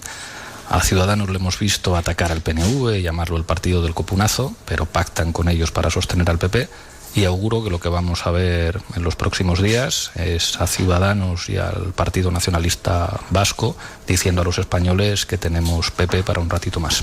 Además de cuentas públicas, también hay que hablar de Cataluña. Recuerden, prevista esa toma de posesión de los consejeros designados por Quim Torra, pero que no se va a poder realizar, al menos en lo relativo a los que están en la cárcel, porque ya saben, ayer el juez Pablo Llarena no les dio permiso. Sobre la controversia en torno a esa designación de consejeros que ha hecho Torra, el secretario general del Partido Socialista, Pedro Sánchez, en Telecinco, ha vuelto a respaldar la actuación del presidente del Gobierno. Yo, desde luego, apoyo al presidente del Gobierno, apoyo al Estado. Creo que es muy importante que haya una solución o medidas pactadas principalmente por los dos grandes partidos y, desde luego, considero que con el 155 en vigor, el presidente del Gobierno es quien está facultado para decidir quién o no puede ser conseller en la Generalitat, y en este caso, si estas personas que están ahora mismo en la cárcel huidas, pues no tienen, a mi juicio, ese derecho para poder ser o ostentar ese cargo. Cambiamos de asunto. La Comisión Europea revisa, lo va a hacer al alza, su estimación de déficit para España en este año hasta el 2,7% debido a la subida de las pensiones. Una décima más del anunciado el pasado día 3 en la presentación de las previsiones de primavera. Eso es lo que se espera, aunque todavía no ha hablado de forma oficial Bruselas. El objetivo que exige a España va a seguir siendo, se espera, del 2,2%, 5 décimas más, que supondrían 6.000 millones de euros en ajustes pendientes. Y nos hacemos eco también también esta mañana de las disculpas que tuvo ante una selección de eurodiputados el dueño y fundador de Facebook, Mark Zuckerberg, por los fallos de seguridad de la compañía. Zuckerberg, además de disculparse, ha insistido en que ellos siguen apostando por la seguridad. Estamos duplicando el número de personas que trabajan en seguridad en esta compañía hasta superar las 20.000 a finales de este año. Entre las inversiones más elevadas que estamos realizando en otras áreas, espero que ampliemos las relativas a seguridad, lo que tendrá un impacto significativo en nuestros beneficios. Pero quiero ser claro, mantener la seguridad de la gente siempre es más importante que maximizar nuestros beneficios. La información de los mercados en tiempo real. En rojo se encuentran las principales plazas europeas. Hemos visto un PMI compuesto de Alemania en mayo de 53,1 puntos frente a los 54,7 que se esperaban, y las pernoctaciones en establecimientos hoteleros caen un 8,1% en abril en tasa interanual. El IBEX pierde un 1,47 hasta 9.989 puntos abajo, un 1,17 el CAC está en 5.574, en 13.000 puntos justos. El DAX alemán abajo un 1,29, un 1,22 recorta el Eurostock, se coloca en 3.543 y un 0,72 pierde el FTSE hasta 7.820 puntos. Un euro se cambia por 1,1709 dólares y 128,67 yenes. El Brent baja un 0,80 en 78,93 dólares. El West Texas pierde un 0,58, se coloca en 71,78 dólares. Hasta aquí las noticias. Si quiere estar al tanto de la última hora de la mejor información económica y bursátil, siga con nosotros y en intereconomía.com.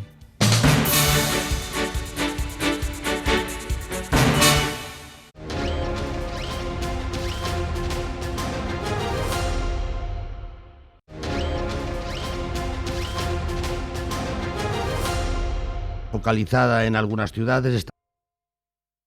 Con muchos zascas de Quichía Monedero, acá de Cádiz, pues también es muy retuiteada. Muy comentada, ¿no? Sí, muy comentada. Y ya que estamos con políticos y ya que estamos con hashtag ocurrentes, Zaplana Mayor, pero Zaplana con 2 P's. Pues ahora mismo. Este es de los de la cafetera, que suelen ser bastante ocurrentes. Bueno, pues este Zaplana Mayor, haciendo referencia a las detenciones en la cúpula del Partido Popular, también es ahora una de las tendencias. Y musicalmente, no sé por qué, para mí hoy es tendencia Stephen Malmus. Es que han vuelto los 90, Rafa, y somos notarios de la actualidad. Sí, Stephen Malmus era el vocalista de Pavement, y Pavement fue la banda alternativa cuando lo que antes era alternativo, Nirvana y todo lo demás, se convirtió en lo más vendedor. Y aquello era el principio de la década de los 90 y Pavement sacaron varios discos y Stephen Malmus tiene una carrera ya en solitario larga, pero hay 2 cosas que me han llevado a poner a Stephen Malmus. Una, hay varios iconos de aquella época que están sacando buenos discos, y él sobre todo, porque ha hecho un grandísimo disco este que acaba de salir a la venta. Y otra, muchos grupos jóvenes están mirando aquella década demostrando que la historia es cíclica en la música. Claro. Y hace 10 años hay grupos como Killers y demás que de repente tenían un deje ochentero. Sí. Bueno, pues han pasado 10 años y hay que mirar a los 90. Así es que y dentro de poco miraremos a la década de los 2000. Está claro. Y será el revival de Strokes y de todos estos. Con lo cual otra vez entramos en lo del paso del tiempo. Pero en fin, eso es otro asunto.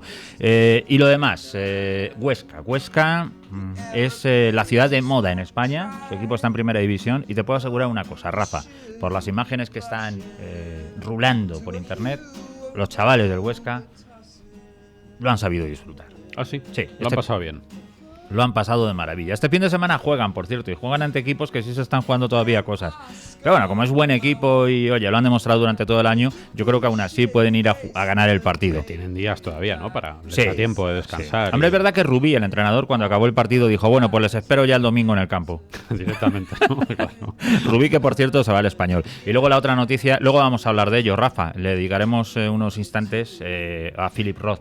El escritor que ha fallecido a los 85 años, eterno candidato al Nobel y uno de los grandes, como en las reseñas que aparecen en algunos libros, a veces había una frase una vez que me llamó la atención, que es: en la literatura americana ahora mismo, hace 15, 20 años, está Philip Roth y luego el resto. Y es verdad que ha estado ahí en la punta de lanza mucho tiempo. Luego lo contamos, ¿no? Muy bien, Rafa. En la sección de libros, ahora son las 10:15, vamos a llamar como siempre a Albert Ronald Morales. Son las 10 de la mañana, 17 minutos, hay que ver a Andrea, que se sabe todas las canciones y no quiere cantar para el gran público. Andrea, Valencia. Canto en casa, sola. En la ducha, sí, ¿no? Como suele decirse. Exacto. Albert Ronald Morales, amigo, buenos días. Buenos días, Rafael. Un saludo para ti, para el equipo que te acompaña y los oyentes.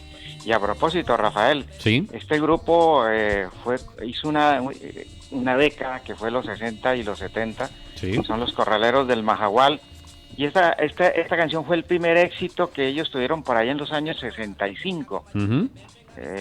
Todavía no se ventilaba muy bien el vallenato. ¿Sí? Y esto es un paseo, es un aire sabanero de un sitio de Colombia que es de la Sabana de Bolívar, es donde se canta y donde se toca también el porro paliteado. Ajá. Son las 10 de la mañana y 18 minutos. Bueno, vamos a hablar, Albert, de las alcachofas, porque hemos escuchado en las últimas horas y en los últimos días que sigue siendo uno de los productos que más ayudan. Estamos en plena temporada del tamarillo y hay que decir que la alcachofa es una buena aliada también del tamarillo, porque ayuda muchísimo a las personas que quieren adelgazar y que quieren disolver las grasas en el estómago. Es así, ¿verdad? Sí, la alcachofa es una de las verduras más interesantes en este tema. Primero, que es una fuente muy grande de hierro, y acuérdese que nosotros venimos del invierno y por lo tanto todos estamos bajitos de hierro. Uh-huh. Así es que la alcachofa y los albaricoques, que son los reyes del hierro, sí, son productos que hay que tomar. Y luego la alcachofa tiene una sustancia que es la alcachofera, uh-huh, que es tal vez uno de los productos que mejor funciona cuando hay una tiatosis. ¿Una? Es decir, cuando tiatosis. ¿Qué es tiatosis? Es el hígado graso. Cuando el hígado está graso, que es el que al fin y al cabo produce que el colesterol no baje, que se tenga problemas de colesterol y que se piense que sea genético. Uh-huh. Pues no, es el hígado graso, y quien mejor lo maneja definitivamente como elemento alimenticio es la alcachofa, por la sustancia que tiene, y que es la única que se ha encontrado que puede realmente quitar la grasa del hígado, que es tan difícil quitarla de ahí. Así es que por todo, por lo que se le mire la alcachofa y por el sabor, y además por ser tan mediterránea, pues es un plato invitado de honor. Y además, Rafael, estamos en una cosecha con unos precios y además... Está muy económica, ¿no? Económica y muy bonita. Llega grande, jugosa, con unos corazones excelentes, claro, muy muy tiernitos, es decir... No, y además hay que decir, Albert, que España es uno de los sitios que mejores alcachofas produce de todo el Mediterráneo, ¿verdad? Y yo diría que de todo el mundo, Rafael, porque hay un trabajo que hicieron en la Universidad de Illinois, donde compararon dónde están los mejores frutos para la alimentación, y definitivamente la alcachofa mejor del mundo está en España. Bueno, me tienes que ayudar un poco con estos nombres, Albert, porque tú los conoces mucho y yo no los conozco nada. La alcachofa es muy rica en clorogénico, cafeoilquínico y en cinarina, dicafeoilquínicos. Está bien dicho, ¿no? Está bien dicho, y además todas las sustancias que has nombrado son, químicamente hablando, son las sustancias activas que ayudan, primero, a quemar grasa, no solamente a nivel del hígado, cuando está graso, cuando hay una tiatosis, sino también cuando estamos con sobrepeso, especialmente, y aquí vale hacer énfasis, especialmente cuando hay grasa visceral, es decir, cuando la gente no solamente tiene grasa alrededor de la cintura y del estómago y de la tripa, sino cuando esa grasa se ha profundizado y está en las vísceras, que es la más peligrosa, pues estas sustancias que tiene la alcachofa, pues son las que permiten que no solamente se queme la grasa de adentro de las vísceras, sino también la de afuera. Veo también que estimula la producción de bilis en el hígado y facilita, por tanto, el vaciado en la vesícula biliar, lo que favorece la digestión de las grasas. Estas sustancias son derivados naturales del ácido cafeico, presentes en altas cantidades en el alcaucil y en el cardo, y son beneficiosas para reducir la oxidación del LDL, el colesterol malo, y aumentar la termogénesis la producción de calor del organismo, así como para el metabolismo lipídico en general. Por tanto, ideal en la operación Bikini que ya está en marcha, Albert. Sí, señor.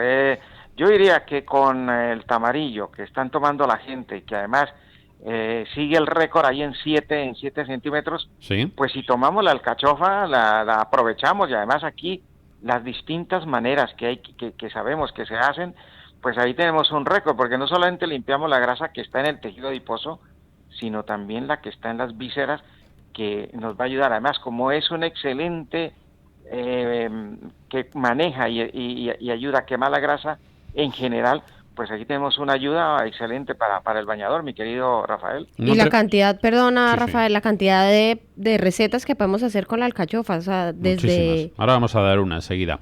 Pero te iba a preguntar, Albert, a los que nos cuesta la alcachofa, porque yo reconozco que me cuesta la alcachofa. A mí también. Ese amargor de la alcachofa me cuesta un poquito. Esta alcachofera, digamos, sintetizada en laboratorio que se vende en herbolarios, ¿puede, digámoslo así, sustituir la acción de las alcachofas, Albert? No, nunca.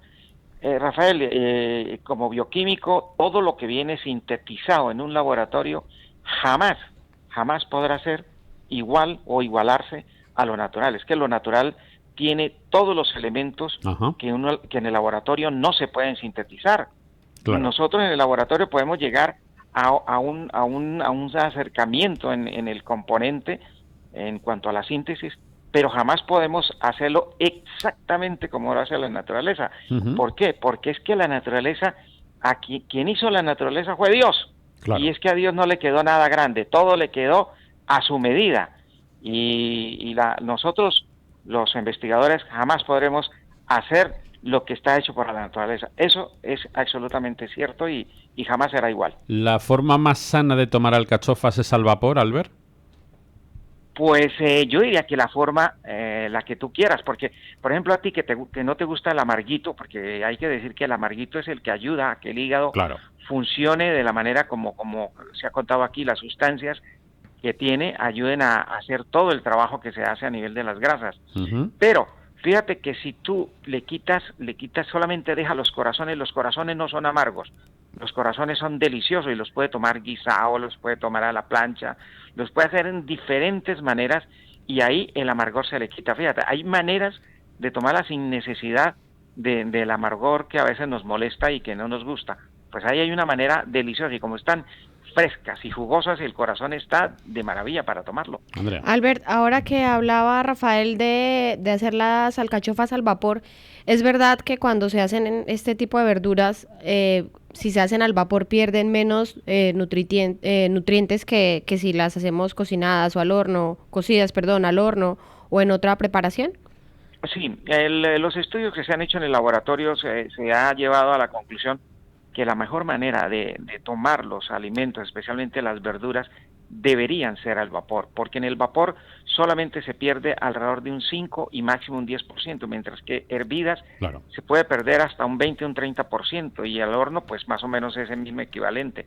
Por lo tanto, sería muy interesante al vapor. Fíjate que nuestras abuelas, que no tenían las ollas al vapor, usaban hacer una especie de palizada, como llamamos allá en Colombia, o sea, hacer una cama de palitos sobre el fondo de la olla y cocinaban de una manera artesanal las verduras al vapor y les quedaban absolutamente sensacionales. Claro, es verdad. Sí, es verdad.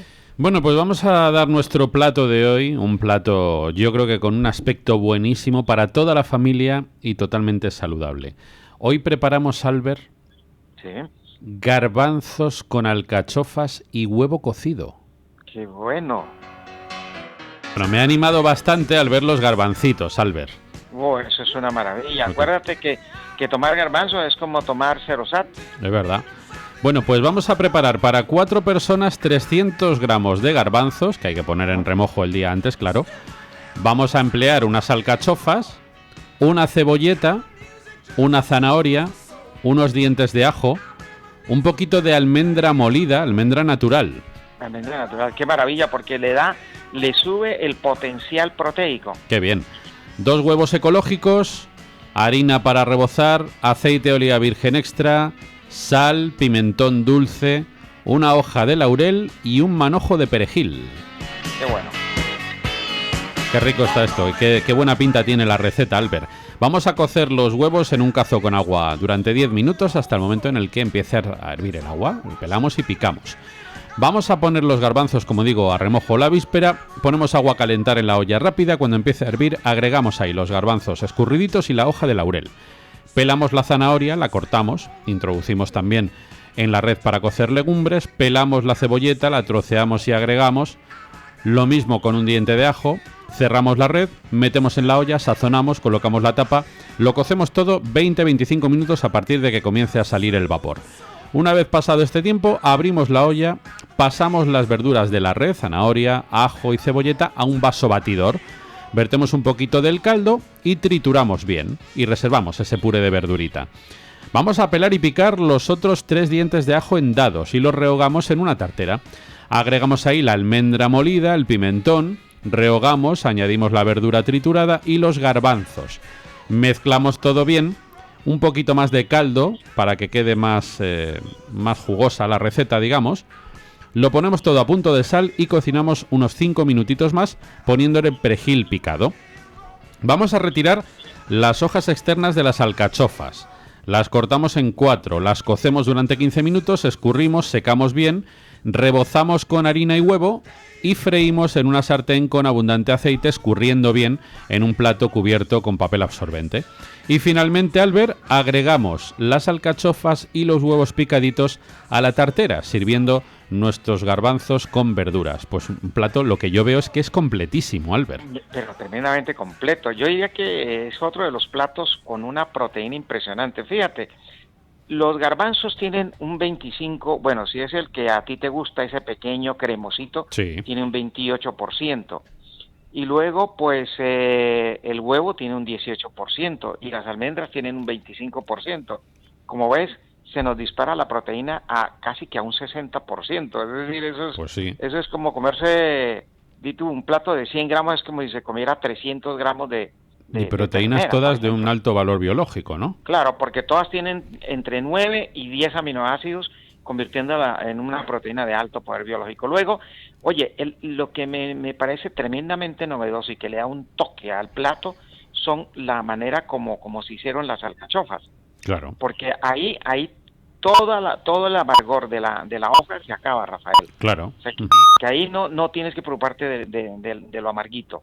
Y lo otro que le da una sensación de que es crocantico, crujientico. Sí. Y por otro lado, la zanahoria le da otro toque tremendo ahí, y pues los huevos, si son criollos de estos ecológicos, pues le da color y le da un toque impresionante. Y luego el laurel, tú sabes que el laurel a las legumbres les da un toque muy mediterráneo, típicamente mediterráneo. Sí. Así es que de sabor, de nutrientes, vitaminas, sales, minerales, oligoelementos, fitoquímicos y además antioxidantes, este plato está muy completo. Yo, ¿sabe con qué lo acompañaría?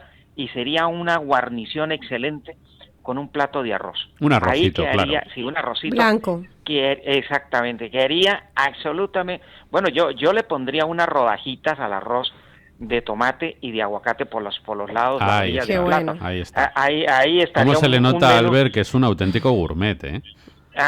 Pues es que, mi querido Rafa, ya sabe que con la tortilla que me diste a comer el otro día, ya se diste cuenta que el saborazo que tenía era bárbaro, era una ricura.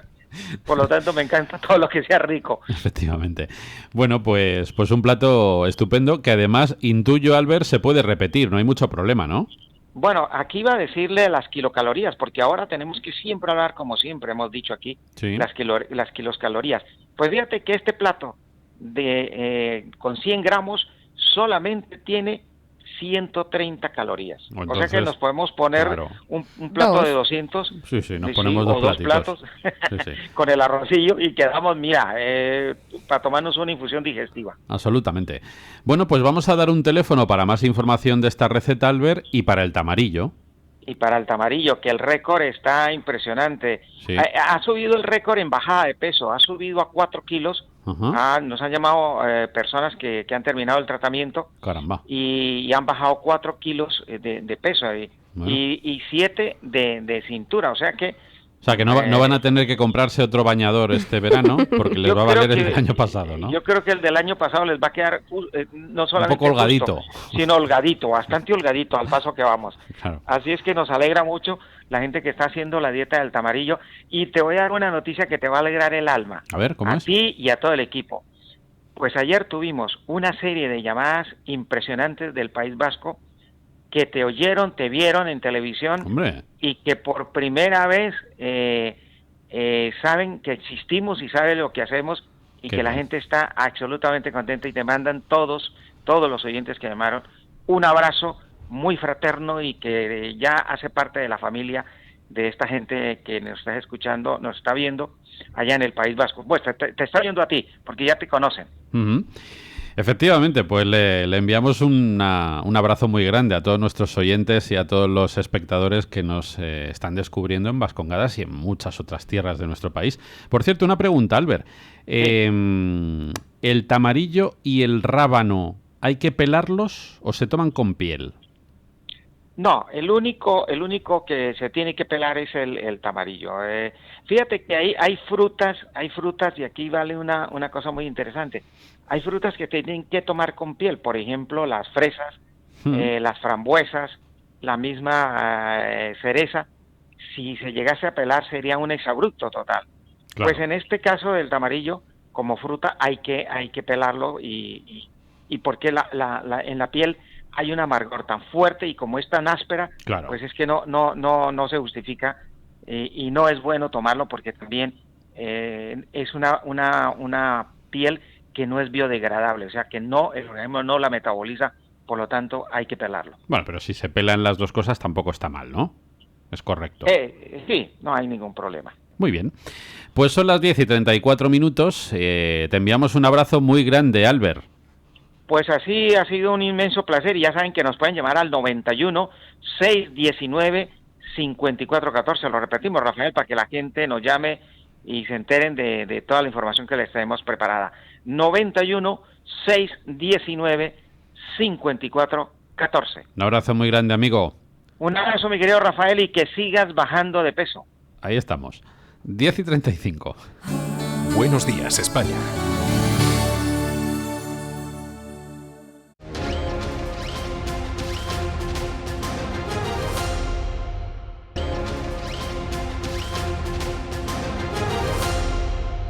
Con Rafael Nieto. Bueno, un sitio muy recomendable, el espacio gastronómico Platea, que va a albergar el Centro de Innovación Gastronómica de la Comunidad de Madrid, un espacio multidisciplinar que se concibe como laboratorio de investigación alimentaria, centro educativo, espacio de promoción gastronómica y referente de turismo madrileño. Es un reportaje de nuestra compañera Laura Mena.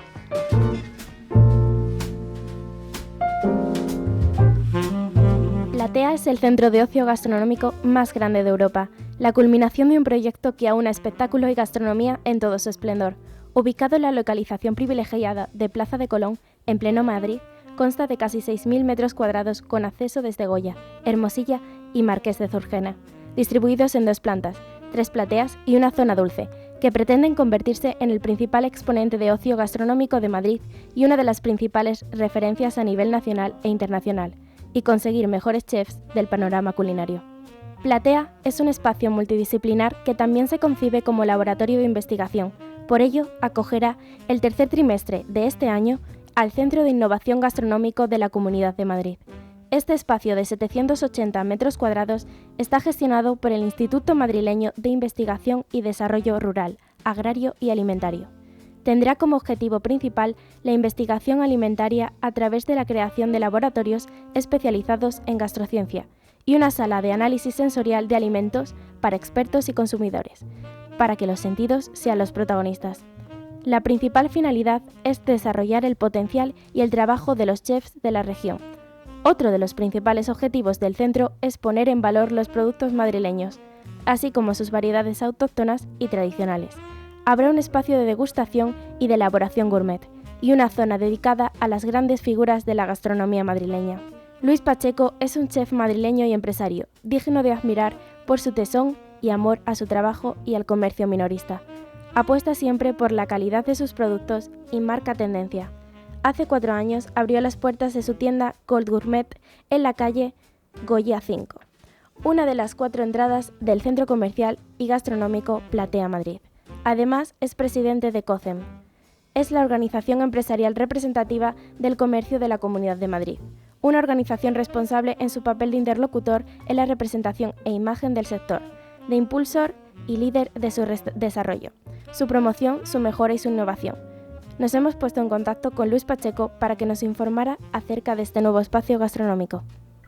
Lo que se trata es que tratamos de poner en orden toda esa riqueza agrícola que tiene la comunidad y en ello, pues evidentemente nuestros dirigentes buscan que se quede refundido en un mismo área de trabajo y demás, porque las explotaciones agrícolas, como el Encín, por ejemplo, pues están cerca de Azuqueca, de Alcalá de Henares, hay otras en Aranjuez, hay otras próximas a la comarca del Tajo, del Jarama, pero lo que se trata un poco es que toda esa información y rescate de esas producciones ancestrales nuestras de la Comunidad de Madrid, que han sido santo y seña, por otra parte, de calidad y de buen gusto, pues que tengan un bonito escenario de trabajo para los científicos, para los agrónomos, para la gente que tiene que trabajar, y ese es el centro de innovación y de estudio agrícola, digamos, que se quiere hacer, y su repercusión gastronómica. Para Gonzalo Hurtado, director general de Platea, es todo un placer albergar este centro de investigación e innovación gastronómica que conjuga en un mismo espacio gastronomía, ocio, turismo y cultura. En cuanto a la oferta académica formativa, se desarrollará mediante titulaciones universitarias especializadas y cursos de transferencias al sector y al emprendimiento. Pacheco también nos explica de qué podemos disfrutar en este espacio. Va a descubrir un Madrid más natural, un Madrid mucho más cercano, más arraigado a la tradición, al terruño, porque queremos hacer de un Madrid una ciudad cosmopolita que traiga el turismo, como no, pero también rescatar y también defender todas sus raíces. Y yo creo que ese centro puede ser la piedra angular en la que refundamos la ilusión de todos los gastrónomos madrileños, cocineros, productores, fruteros, agrícolas, aficionados gastronómicos, en de verdad disfrutar de las bondades que tiene Madrid. Además, habrá otro espacio dedicado a la promoción del turismo gastronómico y de las actividades relacionadas con este sector, con un apartado específico para la promoción de los productos de Madrid, presentes en todo momento con una exposición permanente. El Centro de Innovación Gastronómica de la Comunidad de Madrid acoge a todos los públicos y hace honor a nuestros productos, haciendo evidente esta iniciativa llena de ilusión y profesionalidad.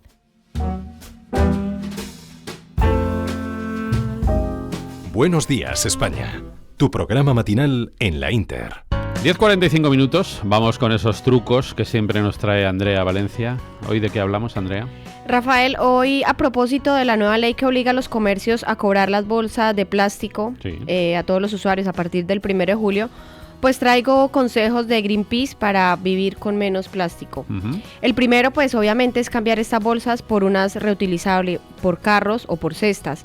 Las bolsas de tela son una opción muy buena que se puede llevar siempre. Claro. Además que encontramos bolsas ligeras, livianas, otras que son muy fáciles de doblar, que podemos llevar en un bolsillo, totalmente, en el bolso. Hay que coger ese hábito, ¿no? Sí, y hay muchas bolsas del color que queramos y de verdad es que son muy ligeritas y muy pequeñas para poder llevar siempre que salgamos de casa. La otra recomendación que nos hacen es no usar vasos, ni platos, ni cubiertos de plástico y tampoco las pajitas. Es mejor usar estos cubiertos o estas vajillas que sean de cartón o de papel reciclado. Tratar de comprar la comida a granel y evitar otros embalajes. Ahora en los herbolarios y en algunos supermercados dan esta opción, que es también más ecológica y por supuesto más barata. Las mujeres debemos tener también especial cuidado cuando compremos cosméticos y evitar los que tengan polietileno, polipropileno o nylon, que esto generalmente se encuentran en productos exfoliantes para la cara o para el cuerpo. Entonces hay que tratar de elegir cosméticos que tengan arcilla, cáscaras de frutos secos o semillas. Se recomienda también beber agua del grifo y no agua embotellada, porque cada vez que salimos de casa estamos comprando una botella de agua, como a veces tenemos nosotros aquí, sí. Y es mejor entonces del grifo y de por supuesto, un recipiente que no sea de plástico desechable. También nos recomiendan evitar los brick, todos los envases tipo brick, donde viene la leche o algunos zumos. El interior viene recubierto de polietileno, y este polietileno pues está directamente en contacto con la bebida, y lo que hace es intentar conseguir que el líquido esté fresco, claro. Pero es plástico al fin y al cabo, y libera medioambiental, ¿no? Exacto, y libera toxinas también que no son muy recomendables para el cuerpo. Las latas, evitar comer comida enlatada, por supuesto.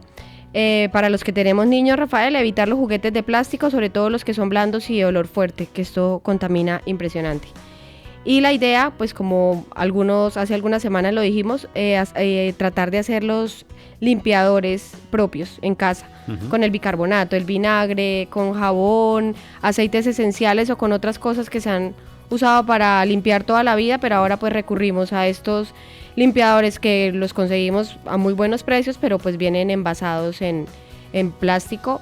Y la última, para los fumadores, pues comprar mecheros de metal, de los rellenables, que se ahorra bastante dinero, y pues hay unos muy chulos que se pueden conseguir. Incluso si quisieran dejar de fumar, pues mejor todavía. También mejor, contaminan mucho menos. Esa es la opción mejor de todas. Son las 10:48, muchas gracias, Andrea. Hacemos una pausa para la publicidad y vamos con la literatura y Fernando Ballesteros. Bueno, pues esta mañana nos despertábamos con una triste noticia en la literatura, Fernando. Sí, la muerte de Philip Roth a los 85 años, el eterno aspirante al Nobel. Algunos han titulado así, y es verdad, su nombre ha sonado muchos años en muchas quinielas. Yo recuerdo un par de años, 2007, 2008, en los que era el número uno. Pero al final siempre salía un nombre, normalmente poco conocido para el gran público, incluso con obra pues no traducida en España, que se llevaba ese premio. Bueno, pues Philip Roth al final se va sin ese reconocimiento, aunque sí con el de ser uno de los nombres más representativos de las letras en Estados Unidos de la segunda mitad del siglo XX, incluso del comienzo de este siglo XXI, porque Philip lo dejó en el año 2012, pero lo dejó después de 31 obras y de una producción con unas constantes básicas y con unas líneas muy marcadas, y que nunca se han bajado de una nota alta, ¿no? de un notable en toda su obra. Desde que comenzara hasta que llegara a su mayor temprano éxito en 1969 con El lamento de Portnoy, y hasta esa trilogía americana al final del pasado siglo. Trilogía americana formada por 3 obras: Pastoral americana en 1997, al año siguiente Me casé con un comunista, y esa trilogía la cerraba La mancha humana. Bueno, Pastoral americana es el sueño americano truncado, vamos a decirlo así en una frase. Me casé con un comunista es la delación, es la caza de brujas, y La mancha humana es el fanatismo, en este caso, vamos a decir, de lo políticamente correcto, cuando ser inocente, digamos, no lo es todo, y una acusación te persigue incluso después, ¿no? Después de que todo se haya aclarado. En este caso es una acusación de racismo de un profesor universitario, todo ello además trufado en la segunda mitad del libro con una relación con una joven 40 años menor que él, compañera o excompañera del departamento. Bueno, en fin, en estos 3 libros yo los he querido destacar, no solo porque sea seguramente su obra más representativa, sino porque en ellos está resumida la obra de Philip Roth, que yo, por acudir a alguien, voy a acudir al New Yorker. New Yorker ha rescatado estas líneas hoy sobre la figura de Philip. La familia judía, el sexo, los ideales americanos, la traición de los ideales americanos, el fanatismo político y la identidad personal son los asuntos que están en toda su obra. Y es verdad, y en esta trilogía están todos. Está la familia judía, por supuesto, está el sexo, están los ideales americanos, está su traición, por supuesto, lo hemos visto en Pastoral americana, está el fanatismo político, en Me casé con un comunista, y la identidad personal también presente. Y ese fanatismo político también está presente en La mancha humana. Destacar estas 3 obras de la trilogía americana, destacar El lamento de Portnoy, por supuesto, porque fue su mayor temprano éxito, Elegía, llevada al cine por Isabel Coixet, recordemos, en España, y una película que nos sitúa en un escenario histórico, una obra que nos sitúa en un escenario histórico que no sucedió, y es La Conjura contra América, en la cual Roosevelt pierde las elecciones ante Charles Lindbergh. Lindbergh simpatiza con el bando nazi, y aquí, y esta es su acercamiento al mundo judío, del que él forma parte, nos narra cómo una familia judía y cómo 1 millón de judíos en Estados Unidos viven con temor el hecho de que su país pueda irse a ese lado nazi, ¿no? Una historia que no fue así, pero que sí nos traslada de una manera magistral Philip Roth en ese libro, La Conjura contra América. Muchas gracias, Ferchu, por esa crónica. Son las 10:56. Vamos a hacer una brevísima pausa a las 11 en punto, ya lo saben, la última hora informativa con los compañeros de boletines. Después tendrán una hora dedicada a la salud natural, consultorio telefónico para que puedan preguntar sus dudas al doctor Juan Márquez, también con Fernando Ballesteros en el 91 535 1614 o 533 90 21. Son las 11 de la mañana, las 10 en Canarias. Muy buenos días. La clave para que los presupuestos generales del Estado que se votan hoy en el Congreso salgan adelante es el apoyo que se presume le van a otorgar los diputados del Partido Nacionalista Vasco.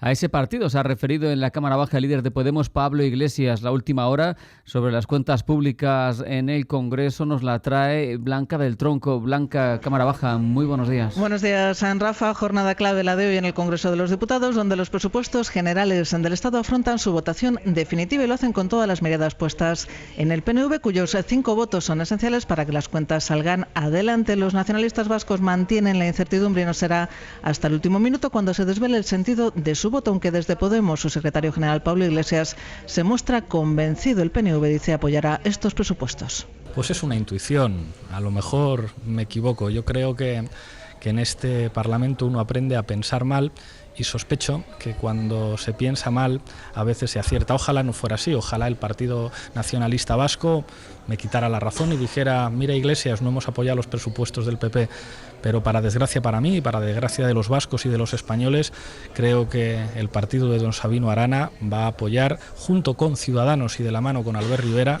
al Partido Popular de M. Rajoy. Ojalá me equivoque. Junto a esto, el líder de Podemos cree que si finalmente los nacionalistas vascos apoyan los presupuestos, estarán haciendo un daño enorme tanto a la identidad como a la dignidad de los vascos. Gracias, Blanca. Por otro lado, Eduardo Zaplana está siendo trasladado a Madrid para seguir con los registros de sus propiedades dentro de la operación Erial, donde se investiga el cobro de 10 millones de euros en comisiones ilegales. El líder del Partido Socialista, Pedro Sánchez, cree, lo ha dicho en Telecinco, que este caso Zaplana pone de manifiesto una forma de hacer política que no es deseable. Yo creo que estamos ante el hundimiento de un Partido Popular vinculado con la figura de José María Aznar, de la cual Mariano Rajoy, el actual presidente del Gobierno, no es ajeno, que practicaban una política absolutamente impune, que se valieron de sus posiciones políticas, ya sea en la Comunidad de Madrid o ya sea en la Comunidad Valenciana o en el Gobierno de España, para hacer de la política su negocio particular, su negocio privado.